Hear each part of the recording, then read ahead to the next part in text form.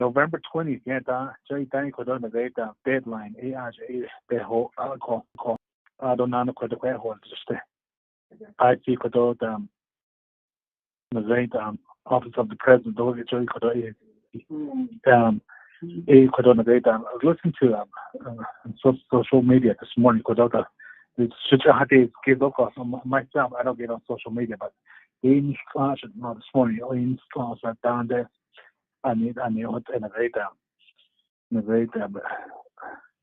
based on that and I get to could on a great department extension that you care of. So if you see what what I'm trying to get to is these small businesses could on a great in yeah the laggy. So it's end the whole thing. The Adjournment deadline it does late. So what's going to happen moving forward? That's the question. Did they lose that or also what I got? So you go night to keep what not understand. I don't know with gaming. Still I see should be start gaming enterprise. The copy so suddenly Papa Canada did that's what I have that case of not shut down like yesterday and today this morning. Dish not a band this case. How do the best what's got to be shit that so band this case because gaming they employ over 1,000 Navajo people. Could I see Bashan at Christmas now hold so how do they pay on data though to great to have Christmas with their loved ones, with their families. Now their UUFP could other business a number of partners, that right now we have 17 million. So that is out of set aside easy for next year's budget, 20 million. It will be the sheet of the drop so that is well you're going to fish case for them. Not equation as a leader and a great I did she I did just saying that he the case level because it was you going to fish case what did Mr. Chair could it is stick on I don't know could she could I should have been that easy could thank you, Chair. Thank you. Let me respond to that, Honorable Daniels, your concern. We had a meeting with gaming, also the President's office as well as Speaker, and we discussed the financial assistance for enterprises, all enterprises, including NTUA, NECA, Hospitality Enterprise. They all need money because NTOA has employees working on weekends and they need the overtime pay as well as I believe their special duty pay, and the same way with NECA and also hospitality. Now gaming, on the other hand, yes, they need a lot of money. The discussion where should we get the funding? We wanted to utilize the CARES Act funds. They didn't sign the special session. They didn't sign it. There was only like 8 delegates that signed it, and they didn't want to hear it. If they would have heard my legislation that was drafted to help the enterprises, all that money now is going to go towards hardship financial assistance. The deadline was on the 20th, and that was the day that we were going to have a special session. But our colleagues did not want to sign the petition because there was a lot of pressure from Facebook that we're not doing right with the money or something. I don't have Facebook, but now some of our colleagues decided not to sign it. So to over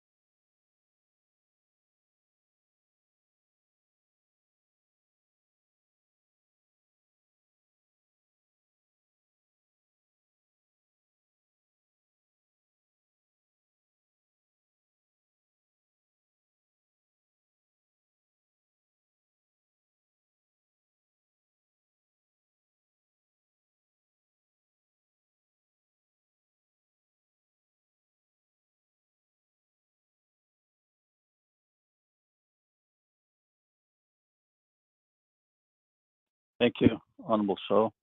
Everybody, could you please put your phones on mute? Mute that's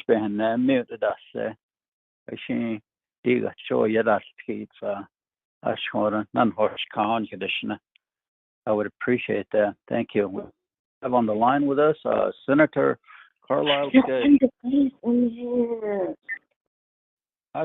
morning, Chairman. Please mute your phones. Senator Begay.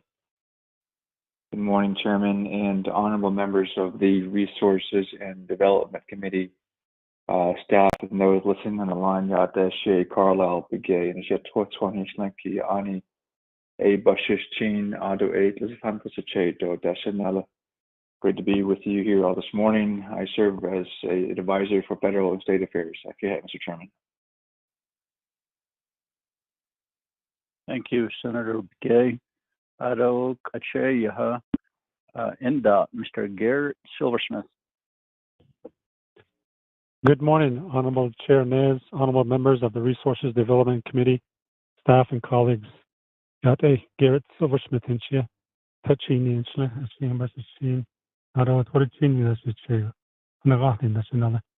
Thank you, and good morning, everybody. Thank you, Mr. Silversmith. Anybody from NDOT as well? None? BIA, Superintendent Sosi. Good morning, Chair, and everybody that's on the call. Thank you very much for the invitation. We're here to provide any guidance if necessary. Thank you. There are other BIA also on the line too, I think. Ms. Curley? Good morning, Chairman Nez, RDC members, Cheryl Curley, Tribal Liaison, BIA. Thank you. Thank you. Anybody else from BIA? Dr. Shabala.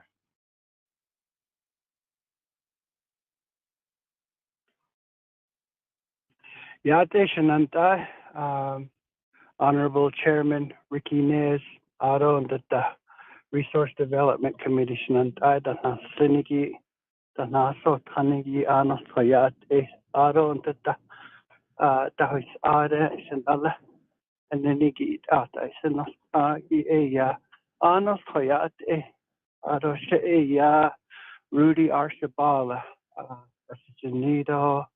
Nazlinde in a shadow, Ado under the Don Enschnige Edishi, Ado under the she's in there a dash as in there, Ado a Ado Aski.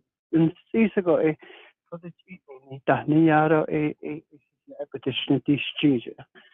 Samahava had a set Ado under Hachi in there is a chain there, Ado under.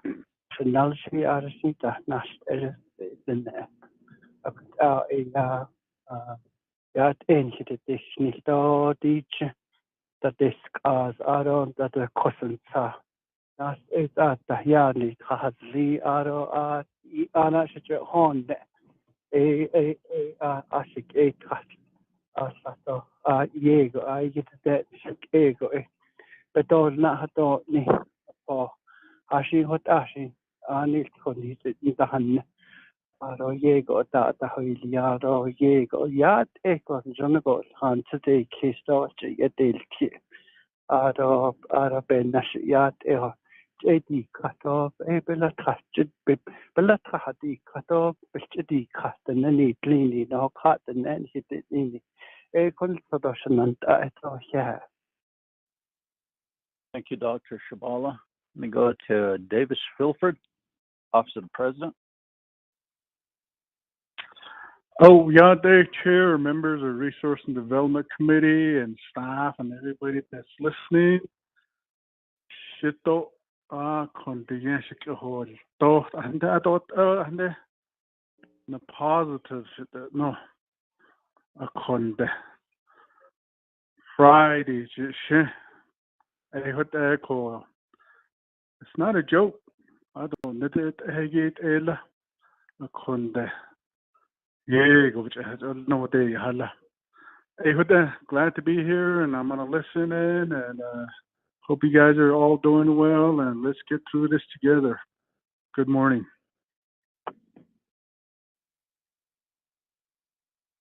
Thank you, Mr. Pilford. Mr. Chris Deschini. Good morning, Mr. Chairman and honorable members of the RDC committee. Yate bene shea Chris Deschini shea Toachi small Deschini basistin no da touchy me dashe aro topahan dashana. Yeselay chi de yesenasha with Atenenishla. I'm here representing Tosado LLC. Mr. Sam Woods. Chairman. Yate, Honorable Chair and honorable members of the Resources and Development Committee. She Sam Woods and she touching age Madonna look at the name, but she's was a plan that's an allowed coat behind that should change. I am here today with my colleague, Mr. Deschini, and we're here representing Tosado LLC. Thank you. Thank you. Honorable Freeland, is that you? Yes, sir, Chairman. Go ahead, sir. Thank you, Chairman. I apologize for not being there when you first called me. I was with Naizi chapter. Yateshanata, all of everyone on the call. Good morning. My Che, good morning. Nana, Shija Mark Freeland, the shit up. Arosanigi Twitsoni, showed up Kia, Ani, Bushes Chin, Sanja Kennedy, the Che, Arotina, but the Edishanala. Late East Ostakare, Sinashaya. I represent 8 chapters out of Eastern Navajo, Crown Point, Nahajishkis, Tehe Basenti, White Rock, Lake Valley, Herfano, and Nayeze. And thank you for the opportunity to introduce myself this morning, Chair. Appreciate it and look forward to a very thorough discussion as well. Just want to relay the message for everyone to please take care of yourselves during this time. Keep your guard up, wear your mask, wash your hands, and don't touch your face. ADS Chairman, thank you. Thank you, Honorable Freeland. We also have with us Honorable Nathaniel Brown. Hi. Yeah, thanks enough. Chairman Ned, budget the Resource and Development Committee members. Nathaniel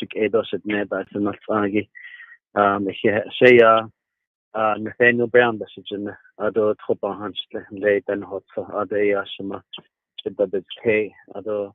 look the neighbors chain to the next and key card. The cat, he on it as a chain, to the Sandasinala. A call here and John Kodosi or in Sandon. So, Joshi, the big ear that the Napa, Kaishins, and Ado the Annie, the Kiddy car, the others and the other nature. And need air, the coalition out with Edo, Ado here. Ask the quite being not to be in the Nigi in Jonia. She got a Kodo. None Kato Lexic Edo should near a catch nanda. Yes, it's Mr. Aaron Senegini, WSR Insurance. Bennett Aaron is not on the line right now, but Shea, Brittany Bigay, and Shia Switzerland initially. Osea, Sheehan Bushishteen, Sheehan Dashiche, Kashti at Dashinelle. I'm an insurance agent with WSR. Thank you, RDC members, for having us on. Yeah. Thank you. Mr. Mike Halona.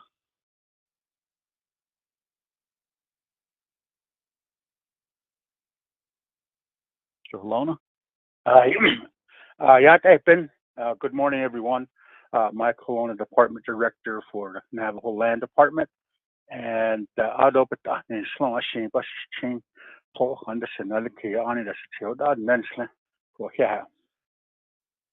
thank you. From Elk Petroleum, Roger at City. Oh, yeah, and Chair, all the members of the committee, the listeners of the Mosagi, Shea Roger at City, and Shea Kilichi Slot last Sheba Shin Kapan Shade Conditional Abacho Bana Shara Banashis. Ado Trago not on it, but I was negative. A column that you land issues so they're online if they can be allowed to introduce themselves in general Santa. Go ahead, Jeff Rodell. Good morning, and thank you, Honorable Chairman and other council and committee members for the opportunity to talk today. I'm the Vice President. My name is Jeff Rodell, and I'm Vice President for Elk Petroleum, and we look forward to giving you a report. Thank you. Mr. Ray Ambrose. Thank you, Honorable Chairman Nez and Honorable Committee members. My name is Ray Ambrose. I'm President and CEO of Elk Petroleum. Very much appreciate you all inviting us here to give you an update on Elk Petroleum. And thank you for the kind words and prayers to the community. Thank you. Thank you. We also have with us Mr. Robert Anir. Good morning, Honorable Chairman and committee members. Again, thank you very much for inviting us to your committee meeting. I'm Bob Anir. I'm the land manager for Elk Petroleum, and we look forward to presenting our report today and answering any questions you might have. Again, thank you. Thank you. Anybody else on the line wishing to introduce themselves? Good morning, Mr. Chairman, members of the RTC committee. This is Gloria Tom. I'm the Department Director for Fish and Wildlife, Toachi Energy. Good morning. Morning. Next. Good morning. Good morning, Agriculture. Yeah, that education.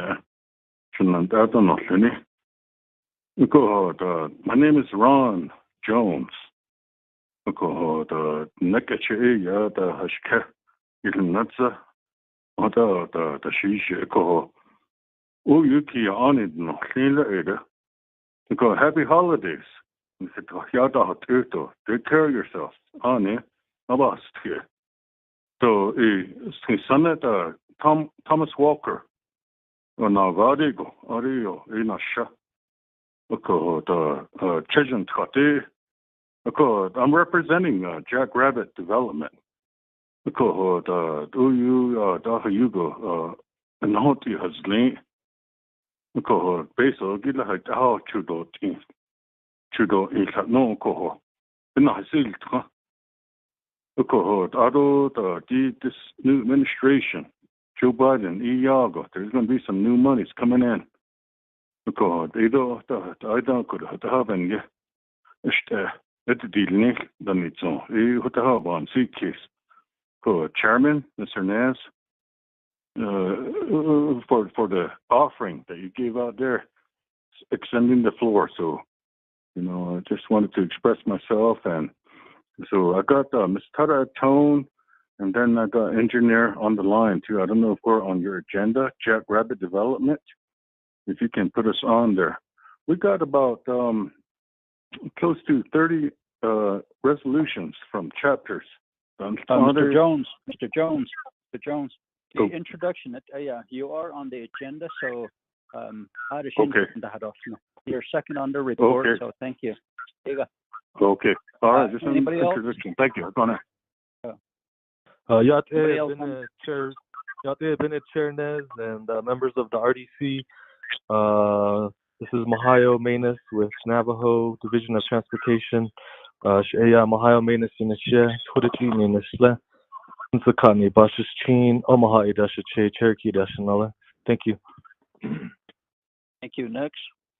Yate Bennett and RDC committee members, Shaya Ronnie Benja, Slinen Ashin Slon Kilichin, das sei Adoki Ani Dasche, Arabit Ani Dashnala, Navo Ipiedo, other Windrado, Colin Isla. Thank you. Next.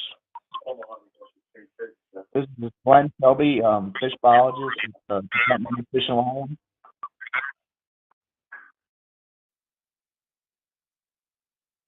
Next. Yate Chair, this is Aaron Sinigini. Yate Bene Shay Aaron Sinigini and yeah. One this isn't it? Nasha. Get on in Shle. There's a son of Bush's chain. Said this is a dash of Che. Do being 20 dash Nella. Shay one this isn't it? Nasha.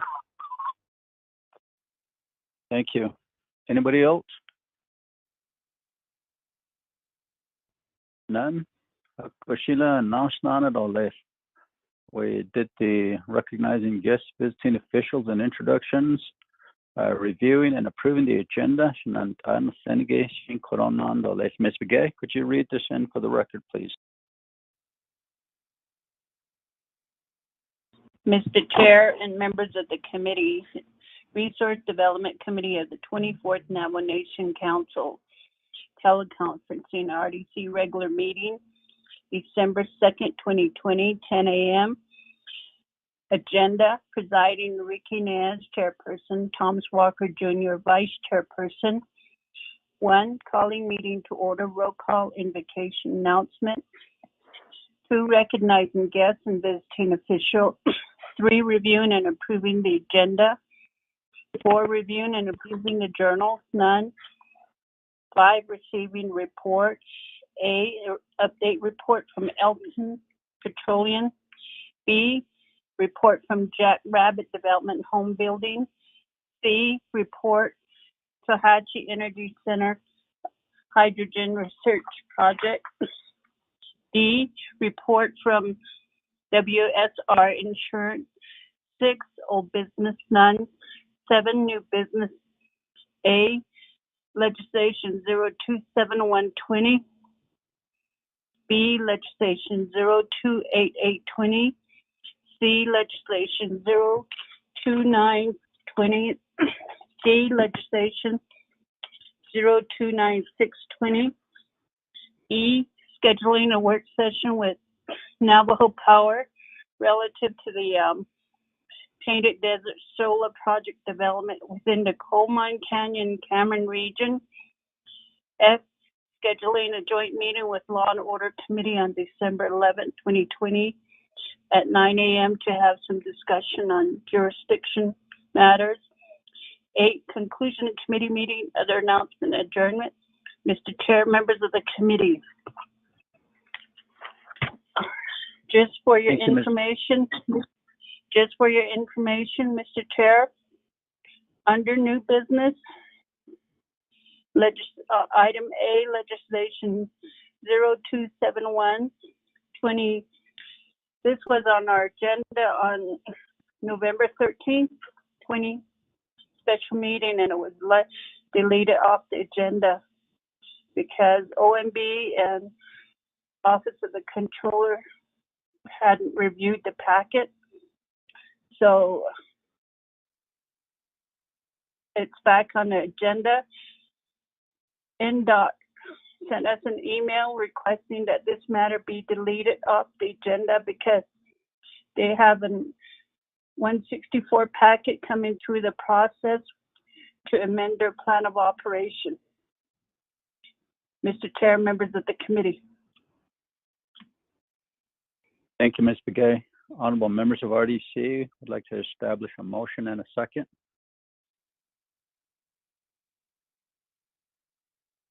Motion. Freeland.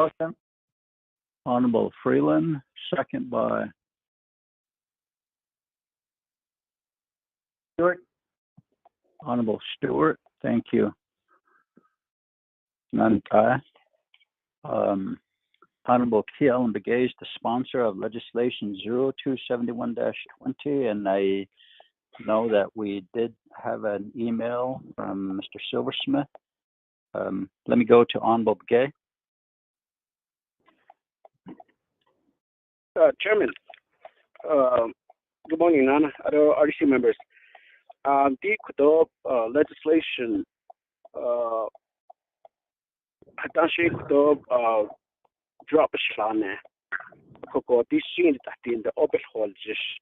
just want to make a statement, Chairman, if you allow me.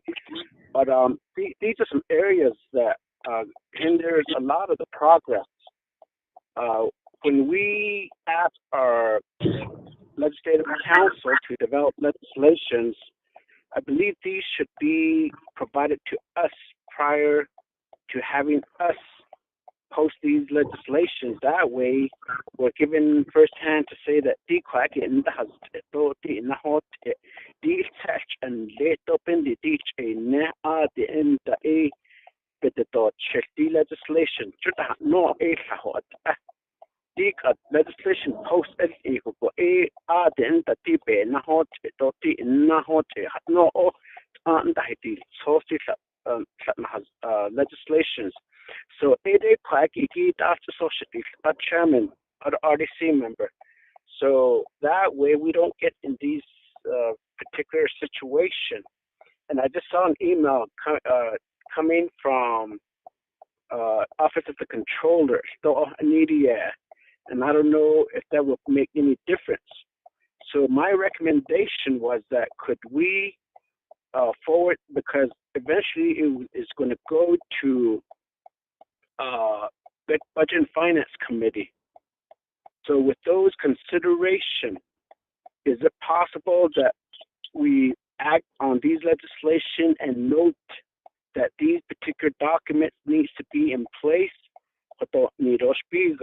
Unless NDOT is saying that, well, we just need to incorporate the remaining statements from like DOJ and Office of Controllers or OMB. But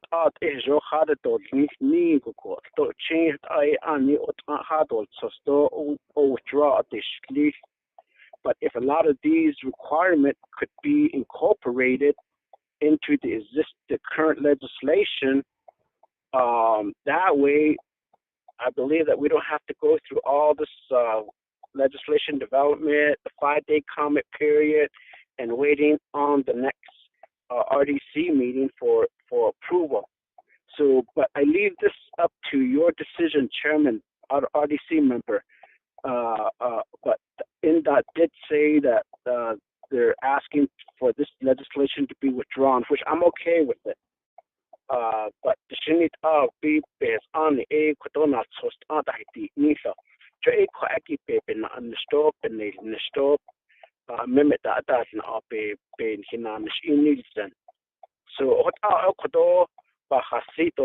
So, again, I leave it up to the committee. Should they wish to delete this off the agenda, and that I maybe some type of a statement that go ahead and withdraw the legislation, and the new one will be developed. Legislation will act accordingly. Chairman, thank you. Thank you, Honorable Begay. This legislation for your aggregate pit for NDOT is very much needed. So let me go to Ms. Khan.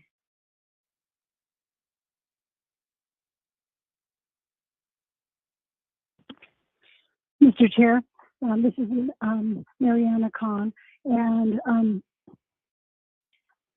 I have not seen the request for legislation to amend the Division of Transportation's plan of operations. I have not received any word about such request, and my concern about their wanting to amend their plan of operation would be that perhaps the legislation that's before you is not ready to be considered. That would be the only reason, is that their plan of operation is not allowing, current plan of operation would not allow for the fund management plan that's before you in legislation 0271-20. If you decide to remove it from the agenda, then that would give the division time to work on its plan of operation. If you decide to go forward with the legislation, the issue would be presented to the Budget and Finance Committee, and they would be the final authority on this issue. And they would, perhaps by that time, the legislation that is being contemplated that would amend the division's plan of operation would be before would be posted, and we would get a clearer idea of why the division is wanting their plan of operation amended before the fund management plan is considered by RDC and BNF. Mr. Chair.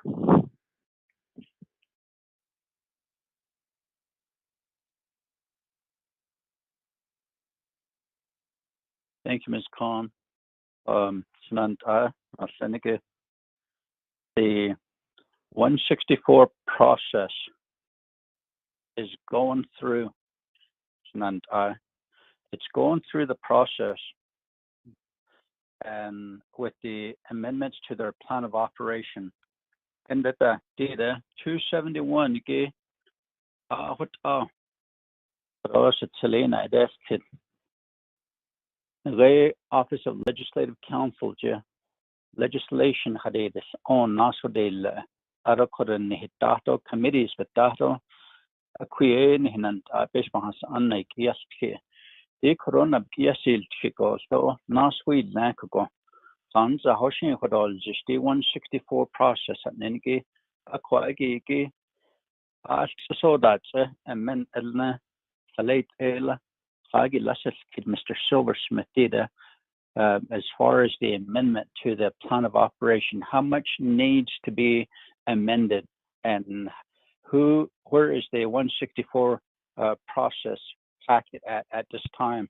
That would tell us if we should act on it this morning, which we would like to, and move it forward to budget and finance. Mr. Silversmith?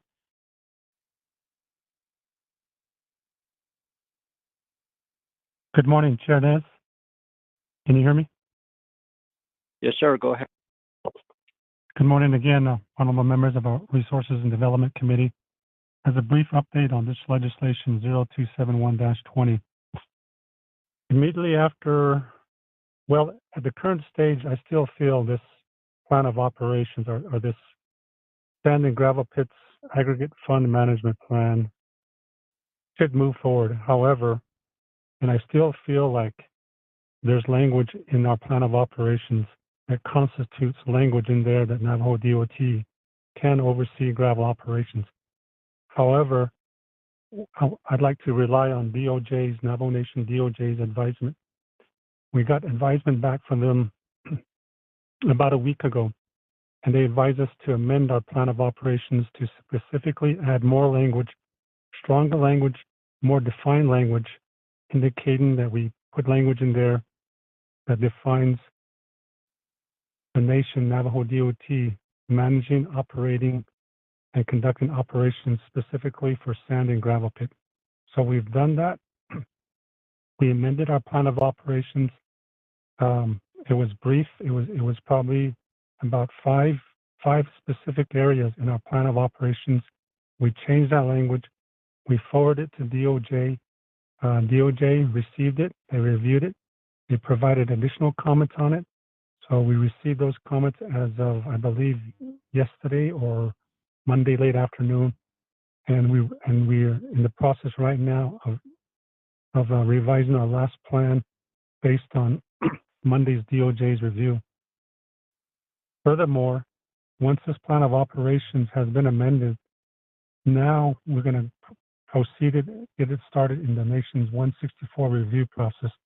This will give an opportunity for both OMB and OOC to look at it as well. And as early as indicated from previous delegates, OMB, OOC did indicate that they would like to see this aggregate pit fund management plan prior to going to RDC. So that's going to be the whole central point of this plan. Now that we've had DOJ review on it, we have our plan of operations amended. Now we're going to start the 164 review process back to OOC, OMB, DOJ, and OPVP. So Chair Nez and honorable delegates, it probably give us at least the time allowable for it to go through the 164 review process, which I'm thinking it could be a week to, how soon they can get it, a week to a month. So that's my advisement is let's just wait for this 164 to review process to happen. And as these other delegates have mentioned, this plan is it's needed. Gravel is needed heavily. It's critical for all our nation's routes. So it's important that we move this forward. And I would like to have taken care of this today. However, I'm going to rely on DOJ's advisement and go through the process as I described, Chair Ness. Thank you. Thank you, Mr. Silversmith. Honorable Kialam Begay, my advice is not to withdraw the legislation, but allow 30 days for it to complete the 164 process. That way we can act on it in about a month or so when it's gone through the whole process and do it right to begin with as well. So that would be my advice to you, Honorable Kialam Begay. Actually, we can delete it off the agenda today for 30 days and we'll go ahead and have it complete the 164. Honorable Begay. Appreciate the recommendation, Chairman. I also stand with the input and go ahead and go with that direction. Yeah, Chairman. Thank you, Honorable Begay. So what we'll do is just delete A, legislation 271-20 off the agenda. I have on the queue here, Honorable Vice Chair Walker.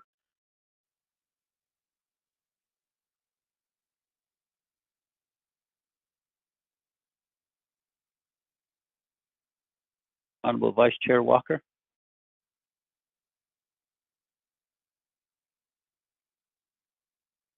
Honorable Daniels.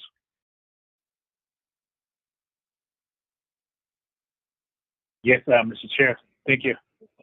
I was going to make a motion to amend the agenda to add on Navajo gaming, but right now I'm thinking about just having a leadership meeting and invite our colleagues within the 24th Council to be part of the leadership meeting. I think that will be best that way. Mr. Chair, thank you. So, Honorable Daniels, you're making a motion for Amendment 1 to add Navajo Gaming, Enterprise, and RDC to have a leadership meeting. Yes, Honorable. Mr. Chair. Okay. Motion by Honorable Daniels. Is there a second?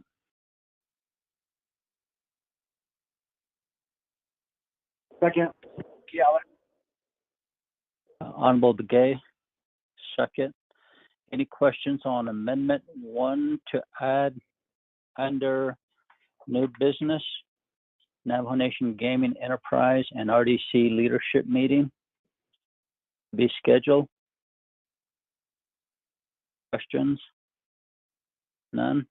Honorable Freeland, how do you vote, sir? Green.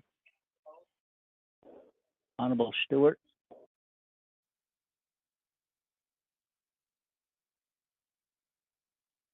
Honorable Stewart? Green. Honorable Kia? Thank you, Honorable Stewart. Green. Honorable Kialam Begay? Chairman, I vote green. Thank you. Honorable Vice Chair Walker?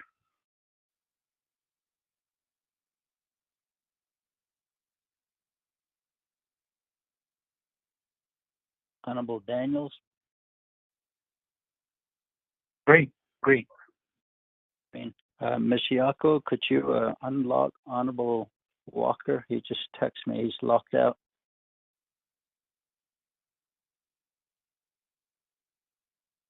Yes, sir.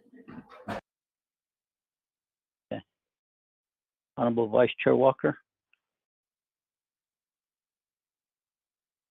Amendment 1, we have a vote of 4 in favor, 0 opposed. Chair not voting. Motion carries. We'll add Navajo Gaming and RDC leadership meeting as soon as possible. So we'll add that onto the agenda. Back to the main motion. Honorable Vice Chair Walker, are you back on now? Can you hear me? Yes, sir. Go ahead. Okay, Chair, all committee members, I'd like to request the motioning party. Otherwise, I'd offer an amendment to include an item that we could consider and acting on, which is to request a leadership meeting or work session with NTUA 8 regarding the CARES Act funding and then the projects that they're continuing to work on. We know the timelines and the different challenges associated with spending that CARES Act money. On behalf of our constituents and our communities, we need to know some of the updates. I'd like to make that request that we hold a leadership meeting or a work session with NTUA ASAP next week. But adding that onto the agenda, when we get there, we can discuss the logistics. So, Chair, motioning party, that's been Go ahead.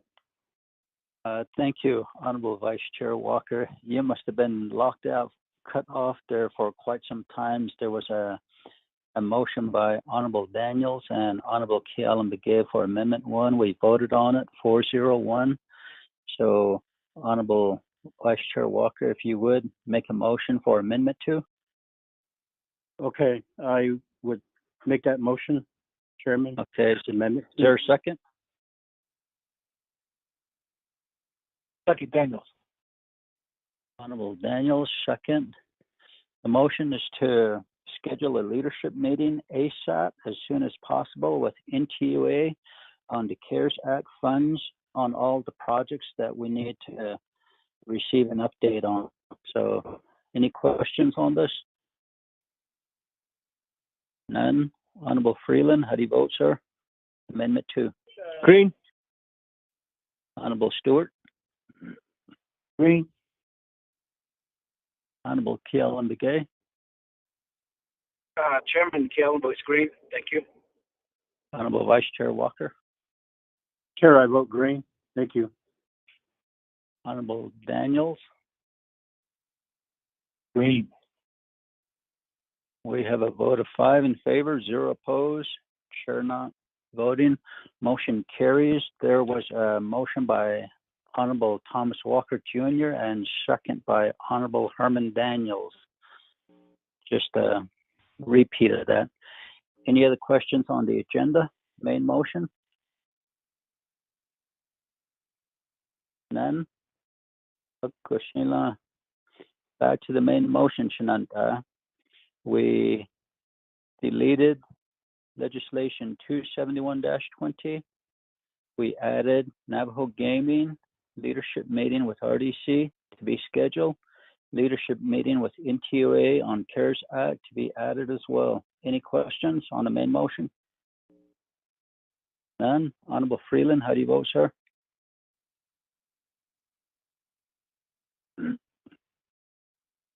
Honorable Stewart. Green. Honorable Kealan Begay.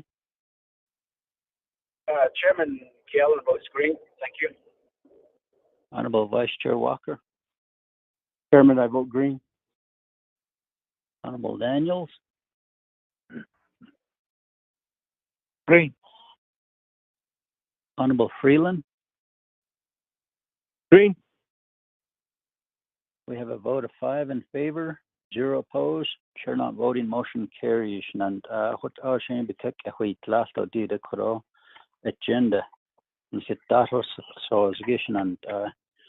so with that, and number 4 on the agenda, reviewing and approving journals. There's none. We're down to number 5, receiving reports.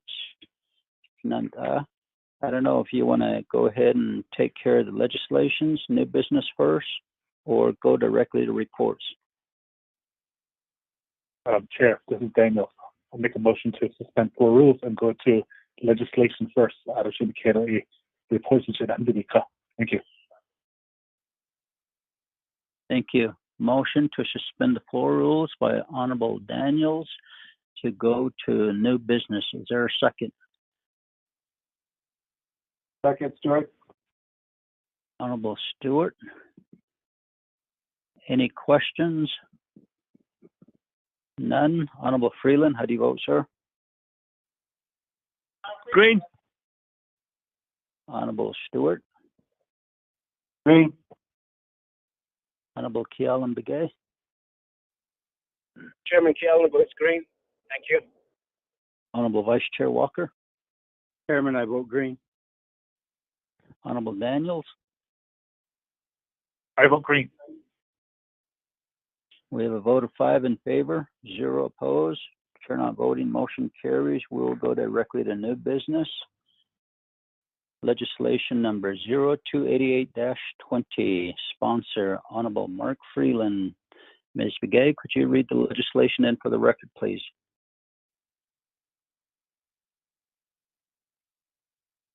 Mr. Chair and members of the committee, I sent all of the legislations out with the agenda yesterday. You have legislative summary sheet for tracking number 0288-20. The date on it is November 2020. Title of the resolution is an action relating to resource development, Nabakia committees, approving and authorizing a contract between the Navajo Nation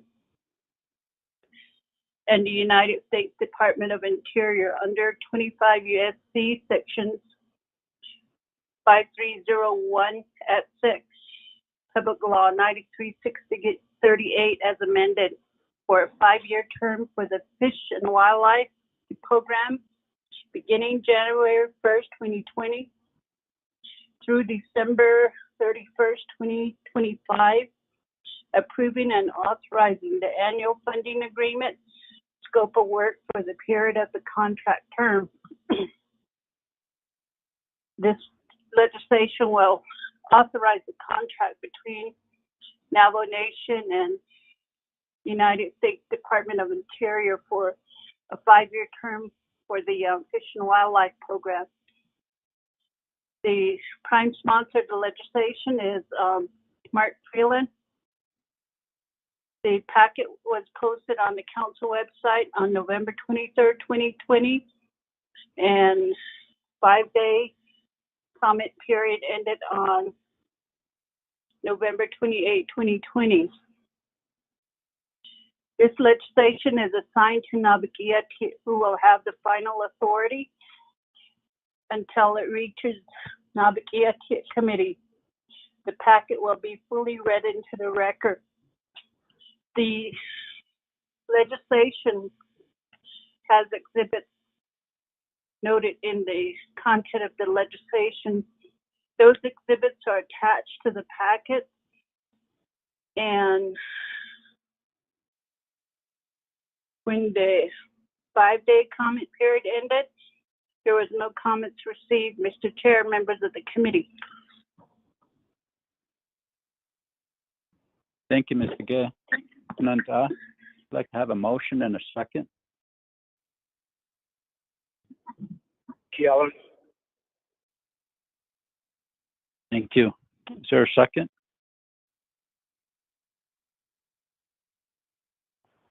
Here, I'll second. Honorable Vice Chair Walker, thank you. Sponsor, Honorable Freeland. Thank you, Chairman. Good morning, colleagues. I was trying to get a hold of my my agent, and I don't know if my agent is on the line. I did send an email to Fish and Wildlife. Are they on?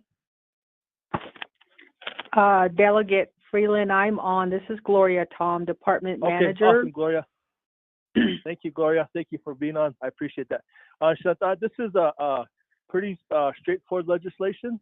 It's asking for a contract 638 renewal, not renewal, but extension, I guess, obligation. So I'm going to turn it over to Ms. Tom to give you a little bit more information on it. Ms. Tom? Yes, good morning again, Mr. Chairman, Delegate Freeland, and members of the Resources and Development Committee. Thank you for having this legislation on the agenda this morning.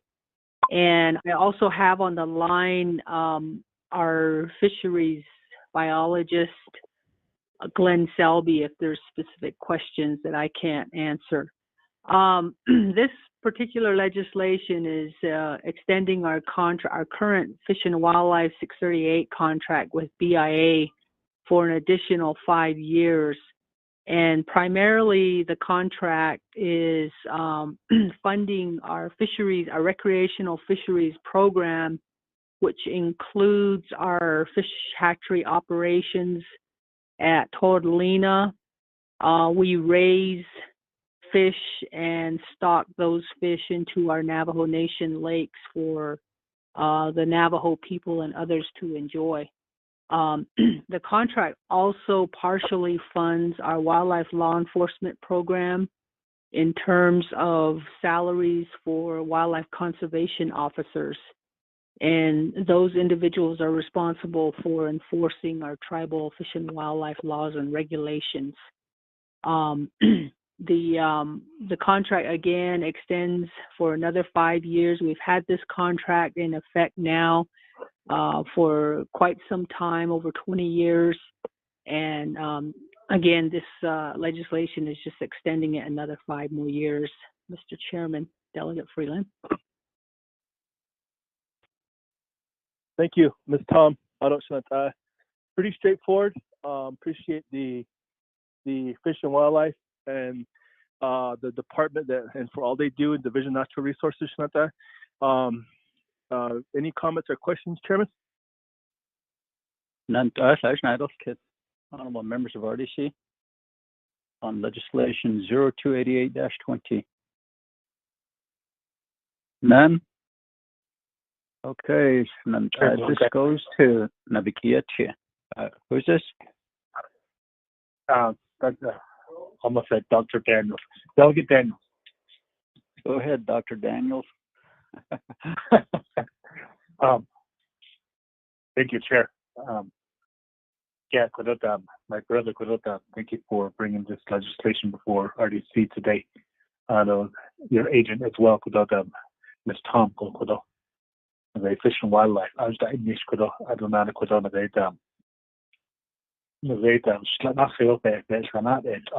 the BIA and also Navajo Nation. I was just wondering about Wolf Springs and also Boyer Ranch. I know we have some reservoirs out there, lakes. I don't know if this is included in there. Even I did this case for you. I don't know. 5 years so that's not it. I got to Dali the has me either them. Never mission equal on the great Boyer Ranch and also whispering the me at that. So it didn't make skip with Mr. Chair. I don't know that my question is Wolf Springs and also Boyer Ranch included in this agreement. It didn't make skip on this Mr. Chair. Honorable Freeland. Thank you very much. Very good question. I'm going to go ahead and let Ms. Tom answer that question. Go ahead, Ms. Tom. Mr. Chairman and Delegate Daniels, the legislation before you does not include the Wolf Springs Ranch or the Boyer Ranch operations or the reservoirs contained on those lands. This legislation is primarily for Navajo Nation lands, trust lands, and it's a contract with BIA. The Wolf Springs and Boyer ranches are primarily funded by their revenues that they generate from various sources, including big game hunting, minerals, and also the livestock and bison operations. Mr. Chair. Thank you, Ms. Tom. Honorable Daniels, do you have a follow-up question? Yes, Mr. Chair, thank you for the response. I know other delegates, our colleagues, 24th Council, they've been asking about getting an update on Wood Springs Ranch and also the Boyer Ranch, those two ranches out there. Yeah, we have bisons, we have antelope, we have elk, I don't know, like cattle. I don't know, I don't know, so basically, hunting minerals and also livestock operations. But could only about the not feeding for those two ranches out there, the fish and wildlife. So could have been about the not feeding. So you know, this key could only be other colleagues on the 24th Nomination Council could have so that would be probably another item that we can include under reports at our next meeting. Mr. Chair, I don't need a response on that. Thank you, Mr. Chair. Thank you, Honorable Daniels. Any other questions or comments? None. We'll go ahead and put it to a vote. This legislation goes before Navajo Etiquette Committee as well. Honorable Freeland, how do you vote, sir? Green. Honorable Stewart? Green. Honorable Kialam Begay? Chairman Kialam was green. Thank you. Honorable Vice Chair Walker? Chairman, I vote green. Thank you. Honorable Daniels? I vote green. Thank you. And we have a vote of 5 in favor, 0 opposed. Chair not voting. Motion carries. Thank you, Honorable Freeland. Thank you, Senator, and as well as thank you, Fish and Wildlife. Thank you, Ms. Tom. Thank you, Next. Mr. Chairman. Yes, ma'am. Next, legislation 0290-20. Sponsor, Honorable Amber Kennesbaugh-Crotty. I believe she's on the line with us. So, Ms. Begay, would you read this into the record, please? Mr. Chair and members of the committee, you have legislative summary sheet for tracking number 0290-20. The date on it is November 17, 2020. Title of the resolution: an action relating to resource and development, health, education, and human services, and the Navajo Etiquette Committee, supporting Senate Bill 4529, Tribal Connect Act of 2020. The purpose of this resolution, if adopted, will support Senate Bill 4529, Tribal Connect Act of 2020. Again, this prime sponsor of this legislation is Amber Kennesbaugh-Crotty. Co-sponsor is Daniel So. This legislation is assigned to Resource Development, Health, Education, Human Services Committee, and Navajo Etiquette Committee. When it reaches Navajo Etiquette Committee, the packet will be read fully into the record. You will note that the Exhibit A is attached to the copy of the legislation, and the packet was posted on the council website on November 23rd, 2020. 5-day comment period ended on November 28, 2020. There was no comments received. Mr. Chair, members of the committee, this legislation will be referred to Health, Education, Human Services Committee for their action. Mr. Chair. Thank you very much, Ms. Begay, for reading the legislation. Honorable members of RDC would like to establish a motion and a second. Kialan. Honorable Begay, thank you. Second by Freeland. Stewart. Honorable Freeland, thank you. Honorable Amber Kennesbaugh-Crotty, you have the floor. Yeah, thank you, Chairman Nez and Vice Chair Walker. Appreciate the prayer, Delegate Freeland. This legislation is to support the United States. This bill is being sponsored by Senator Heinrich of the state of New Mexico. Committee members, Exhibit A, summary. Senator Heinrich is advising that broadband connectivity is a critical component of the nation's infrastructure and economy. High-speed benefits being essential service for e-commerce, telemedicine, online learning, and other educational tools. However, according to the Federal Communication Commission, the FCC, 2016 Broadband Progress Report, 28% of people living in rural tribal lands lack access to high-speed internet.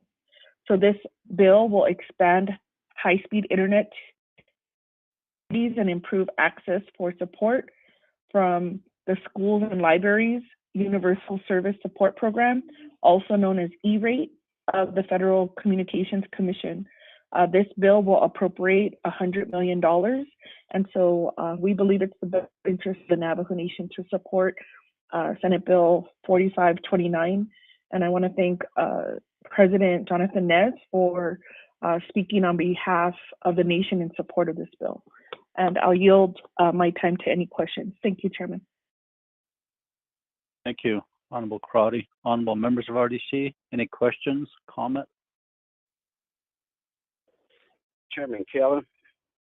Honorable Begay, go ahead. Chairman, more of an internal area. Kudo comment sheet in this other kudos mayas kudonal talking dahnin so ziki telecommunication. You know, we support these type of legislations, bills at the state and federal level. But a lot of time it comes back down to an internal issue that we deal with. Chairman, I sent an email this morning regarding the situation on the Navajo Nation. Specifically right now, telecommunication, broadband, no, by but if that is much of an urgency, support why are we still having a problem establishing these on the Navajo Nation? It frustrates me as a delegate representing 5 chapters that took a kudo pesos at through CARES funding. A coco a pinda touch hon a hoto ni di la pesos la panija and do that is nation coco. Paiki $100 after base at the dot Paiki right away the lease agreement that Dalia a digi shipping na katini after to shipping na a Paiki cell tower it said that all the just dot need those a hot a coco. What's the purpose of us sponsoring and supporting these type of legislation? I mean, I just don't see each case. But don't do you hot at the no, but yet internally, but that the base of the hand that got us not pay me. Yeah, for the deadline hot me. A call a see pen yep a case being the hot at the nena. Or what a coco decon or you have at the being going to school online. So just imagine one of my chapter had no cell service, not whatsoever. They do have a cellular on wheel at the moment, but it's only limited. If you're only on that particular cell service, if you have that phone service for that cell carrier, that's only your only access to that one. But others, then we have a lot of our Navajo people congregating at chapter houses. Yes, they allow and afford free Wi-Fi at certain locations. So just imagine if we were doing a lot of these telecommunication online, just imagine if we didn't have cell service, I bet you that we would be parked at the chapter house up to midnight. So imagine what our kids are going through. So internally, halet a koto ato nitiki donan ago hotat a bills do hot at it no baby Casey zone or net zado lechesen. According at all and hot to Josh had that I happen now go at base so yan she that's all hardship that's the cut and death of this, which is okay. But my point is that if we truly mean that we're going to establish Wi-Fi or whatever that will benefit our Navajo people at the community level, we really need to put these policies that we don't have much obstacle, that we don't have much barriers to get these services out to the Navajo communities. A lot of them are okay, and we board and implement these policies. So RDC member, because this is our oversight and as far as telecommunication. And I've been asking our Navajo Nation government that making an assessment of say where are the dire needs of the telecommunication that's needed. But there's more of a competition between entities and outside companies, cell carriers. We're in the process of having 5 or 10 different towers at each chapter house or communities because certain companies don't want to co-locate with certain companies. Big towers yata ahaki to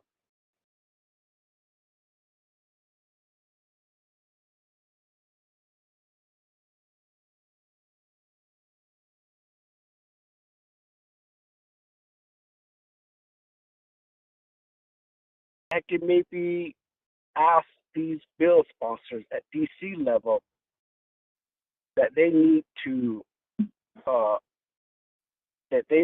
have tribes or the BIA to really make or have limited barriers of establishing these services to Indian country for us as the Navajo people. So a quacker this case to it either the nani the nashi to it either the nada to yat eight hasashi or to hatez and but it end the deed of a don't hit a wheat on hit the end liniki which not the meaning of but the on she ate of jo papa is neta a coco lana chehinson lana panson check with all my community of Low Mountain chapter a late ela ila natish need height ala nana si coco height ala hanane zi coco. And I did mention that the council did their part in getting the fundings out to them. But yet, and these are some of the reasons why a lot of these CARES funding have expired. I mean, now,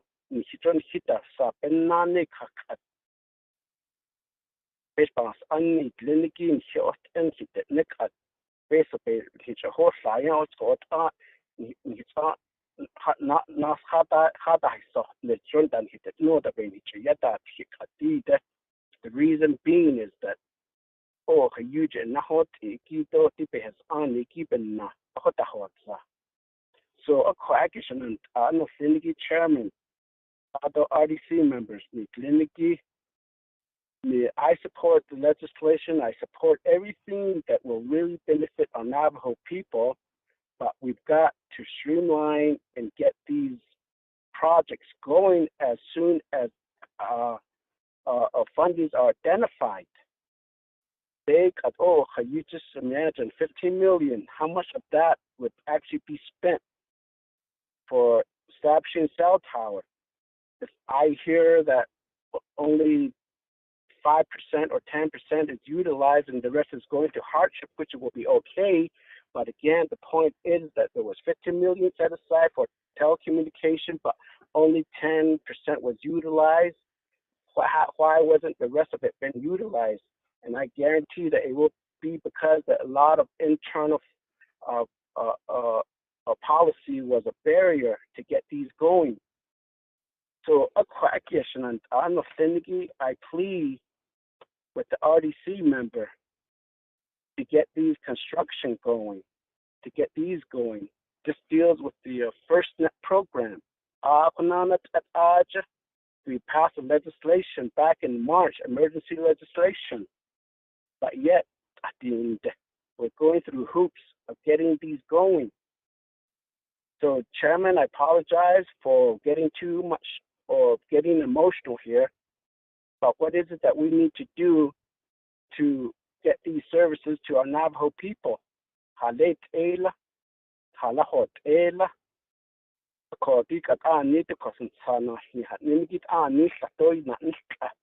Chapters been administration and we just heard that office of controllers are closed for the next 3 days. So how much further are we putting our people in deeper situation? So so with that, it's just a matter that for Arizona, we have a new congressman, the senator is getting taking the oath today to be a senator.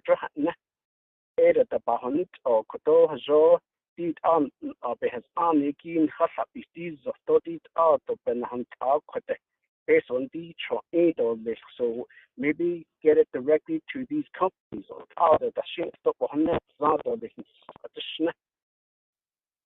these are all the cases. So we're more approving and supporting the content of these bills at DC level. So, Chairman, again, I apologize for taking up much of your time, but nonetheless, this is, I guess, a time where I need to air out my frustration. But nonetheless, we still need to really do what needs to be done to get these services to our Navajo people. Chairman, thank you. Thank you, Honorable Begay. Ado Shehe, Honorable Crotty, for your legislation to have internet broadband connectivity across the Navajo Nation. We are in dire need across the Navajo Nation. I received a report earlier this week on Monday. One of my local schools in our local 150 Navajo kids are without internet service. Why is it like that? Some kids, there's a parent that called me when I was driving back from Page, Arizona on Monday. CARES Act. We need some money for hotspots. That's what they're asking for. Their children are just at home doing chores and all that. They don't have any access to internet. And I'm glad that you have this legislation before us, Ms. Crotty. Honorable Begay, I did get your email this morning, and I know when I took the oath of office almost 2 years ago, we have been trying to get things corrected across Navajo as far as proper protocols for telecommunications. There's no telecommunications regulations in place currently. And enterprise have to comply. They have to comply with rights of ways. They have to comply with leases. They have to do all these things. This CARES money came from the federal government to the Navajo Nation, which tells me if a cell tower is built, it's going to belong to the Navajo Nation. Navajo Nation, give our cell tower. Since this money came from the federal government, it will not belong to a certain enterprise, but it will belong to the Navajo Nation because the money was given to the Navajo Nation for that purpose.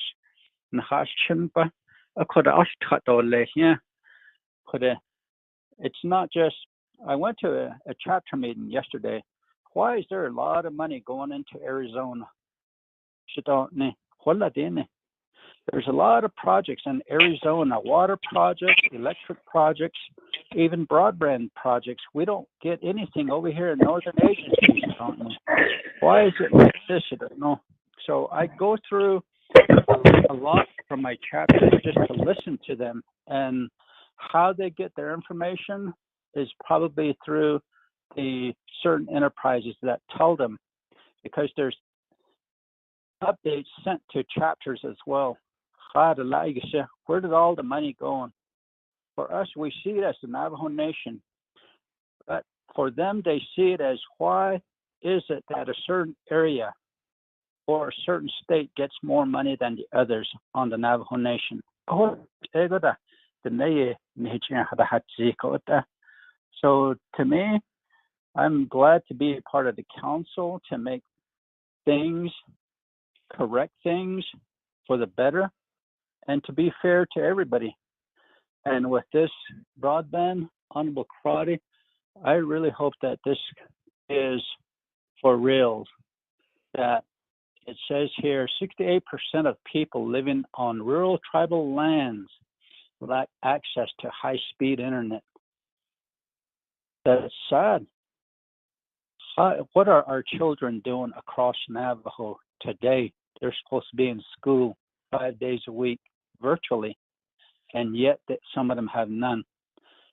My local school here, one school, 150 kids without internet. That's bothersome. Our children are left without educational instruction.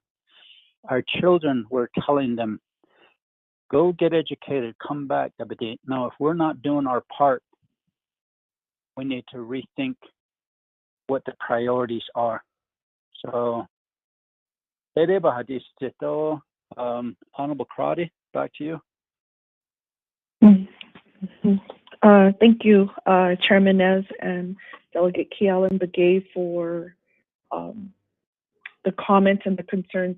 Absolutely agree that at this point, and matter of fact, I know that Delegate Kealan Begay, I think, steadfast for the last 6 years has tried to develop a comprehensive approach to broadband and the incorporation of FirstNet, and as we move, making sure we have E911, emergency communication.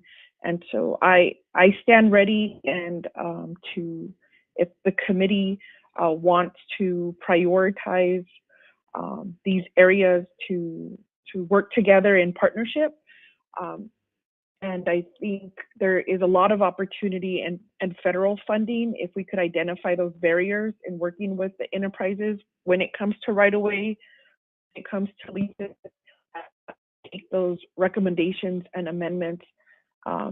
If that's right here at the committee level, or we could prepare working with your advisor to have that language at Nabakiakiet, so that our federal partners know that these processes hinder infrastructure development, especially when we start talking about the Eastern Agency, the checkered borderlands, or possibly when we talk about the Navajo-Hopi partition area. So I would want to have that type of language ready for the Nabakiakiet when it moves forward, so that it can reflect the challenges of the Navajo Nation.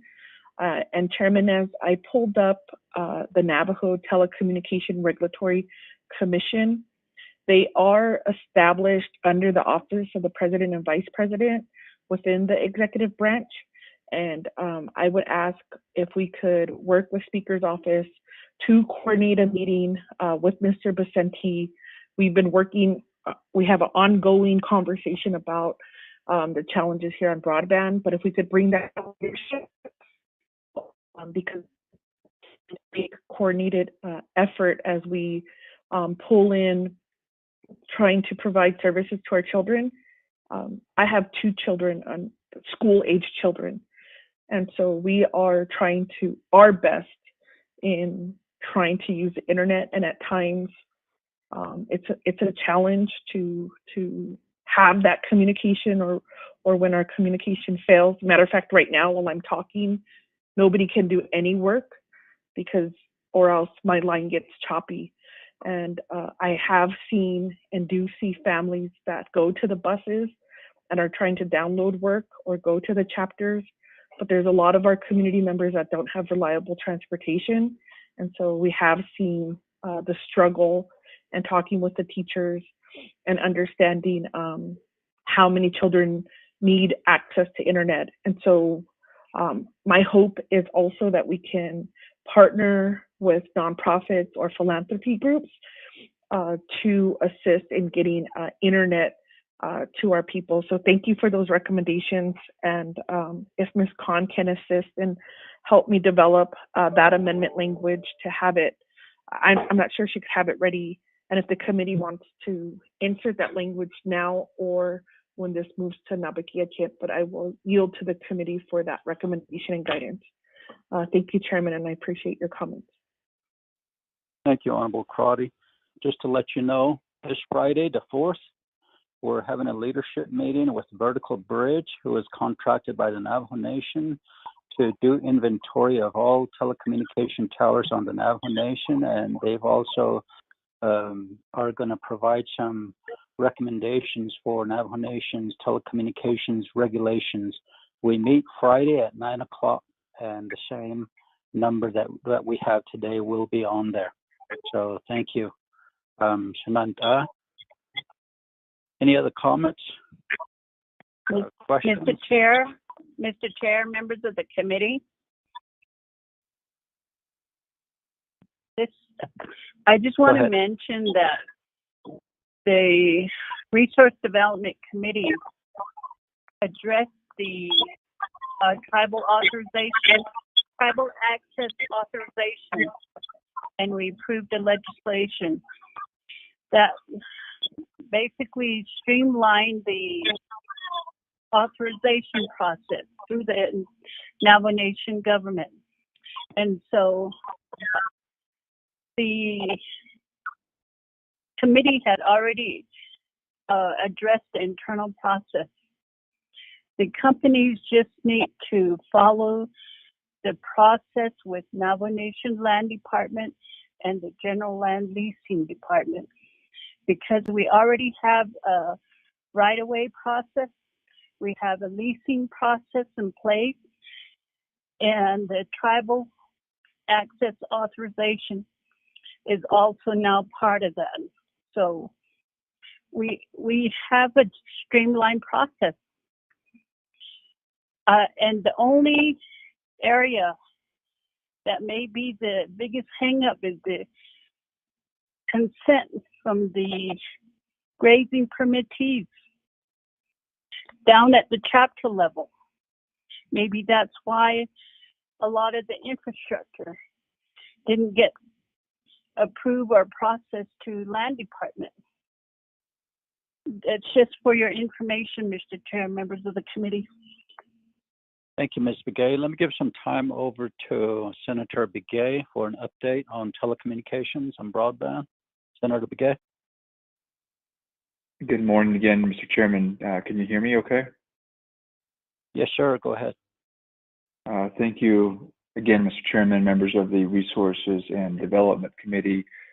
And thank you to Chairwoman Amber Crotty for the sponsor of this legislation. I just wanted to update you just briefly on conversations that Speaker Damon has had in the last couple of weeks with an organization located here in Arizona called School Connect Arizona. They're an organization that was referred to us by the Arizona Commerce Authority, Mr. Jeff Sabatka, who is the broadband state director for the state of Arizona. And the organization, School Connect, is willing and has ready to distribute computers for the Navajo Nation to help meet the needs of our Navajo kids who do not have computers or laptops in this day and age of COVID and online learning. So there's a list of questions that they're wanting to understand, some basic information in terms of the Navajo Nation's needs for computers and hotspots. They want to make sure that they overlap what the need is and what they're willing to donate. They have funding identified from various philanthropic groups and other organizations who are wanting to disseminate some resources specifically for computers and hotspots for the benefit of the Navajo Nation. But we're in the process, Melinda, our Viso Siako, and I, in organizing a teleconference with School Connect Arizona in the next week or so, and I invite all the members of RDC and participants on this call to participate, to help explain to the organization the full capacity of need that we do have. And so I think they have about, so far, $2.5 million of resources they're ready to deploy, but they just need some direction from our leadership and from our internal stakeholders like NTUA, DODI, and others to help frame up how to deploy these resources across the Navajo Nation. So you should hear or have some information from Melinda here in the next day or so. Thank you. Thank you, Senator Begay. Honorable Chairman Aruso. Thank you very much, Chairman, and Honorable Crotty for this legislation. And I just would like to echo the same concerns that the committee members are echoing out there. But I guess one aspect we need to look at is in the total assessment on the Navajo Nation related to fiber, the backbone. The planning of the fiber build out is really needs to be coordinated. We just cannot focus on one community and say, oh, this community, since this person is speaking louder than the other delegates, doesn't mean that, I guess to look at a overall plan on the fiber build out. And that's where the telecommunication commissioners come into play with the collaboration with telecommunication and NTUA. And thus far, I only seen build outs of the current process. I haven't seen future build outs, meaning the backbone.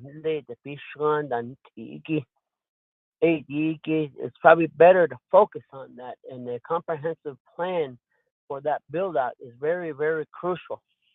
And you know that major corridors are very, very effective for build out. And I think we need to focus on that. The Resources and Development Committee, we need to start focusing on the corridors. Lastly, I really, really like the fact what Honorable Chairman Nez was told by his constituents, why our money is going into one state. And I always been on that. I always said that. Not only that, agency. And for instance, we have the transportation plan, TPT, or the transportation that lays out the projects for the road construction projects for Navajo. And we all know with the latest one agency got the biggest pot of the pie, and I believe it's about almost $90 million. And it really, the unfairness is set up with that formula. And I believe on the last council, there's one delegate indicated that actually it was a Resource and Development Committee member. It was former delegate Leonard Pete. A delegate said, "Oh, we want to add your project on there because I drove that road and it was horrible." Formally, at listing formulated, yeah, and it's very troublesome. And I wish that if we can start looking at equally distributing the funds, whether it's by delegate region or by agency, that would be far more fair for each delegate region and agency region. And I always say that with the transportation plan right now that's in place, Western Agency, we got them released them out a little over 13 million. And one agency got about almost $90 million. Then the other three agencies are only there roughly about 35 to about $28 million. That's the area that they stretch and fund. I call the equity, and I believe this was set in place by the 22nd Council.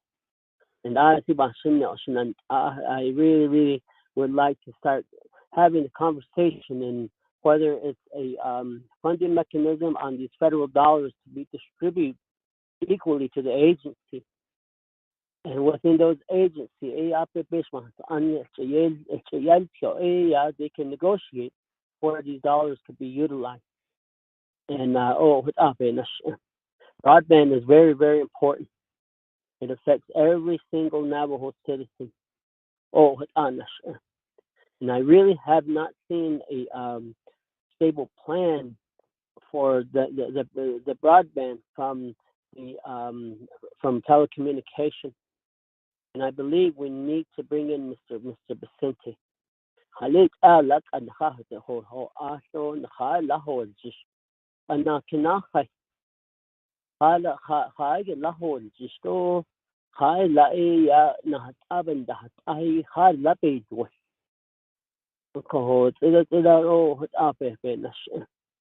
now, it's a crucial time. We had the means to fund these fiber projects. We just don't eat from that office.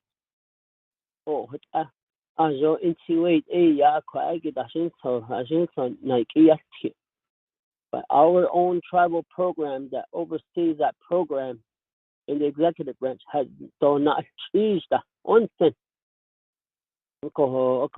That's just what I'm looking at, and is this time to rescind his appointment that we have made from the beginning of the administration.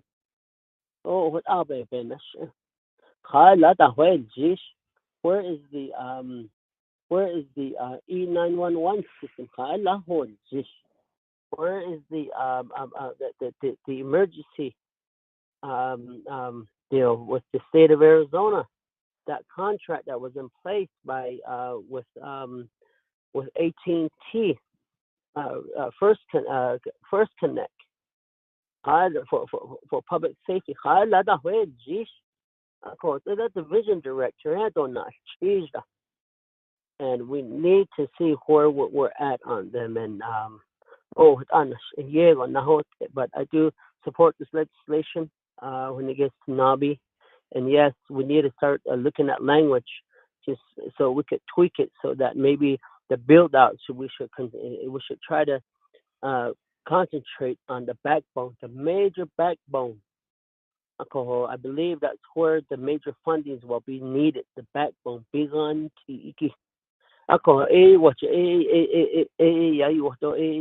Service providers. I think we could look at that. The other thing too is that we have a lot of monies that are invested in the chapters. I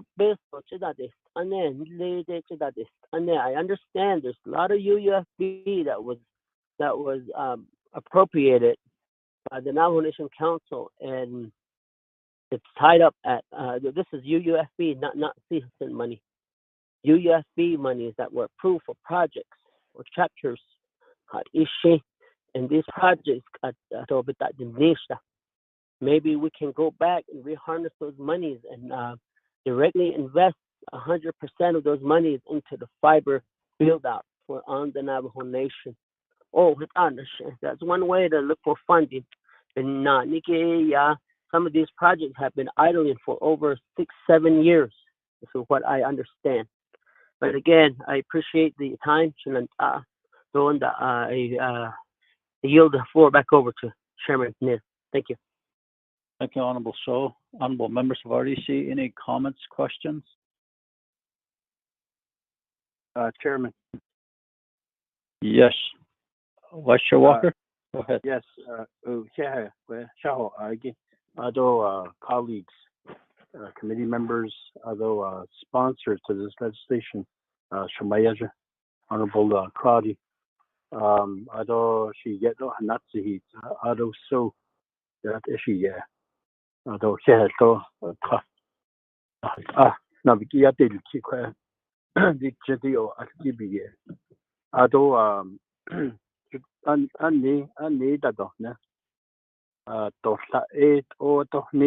want to say that I agree with everything that's being said, all the points that are made, all the questions, the concerns, as well as the suggestions and recommendations.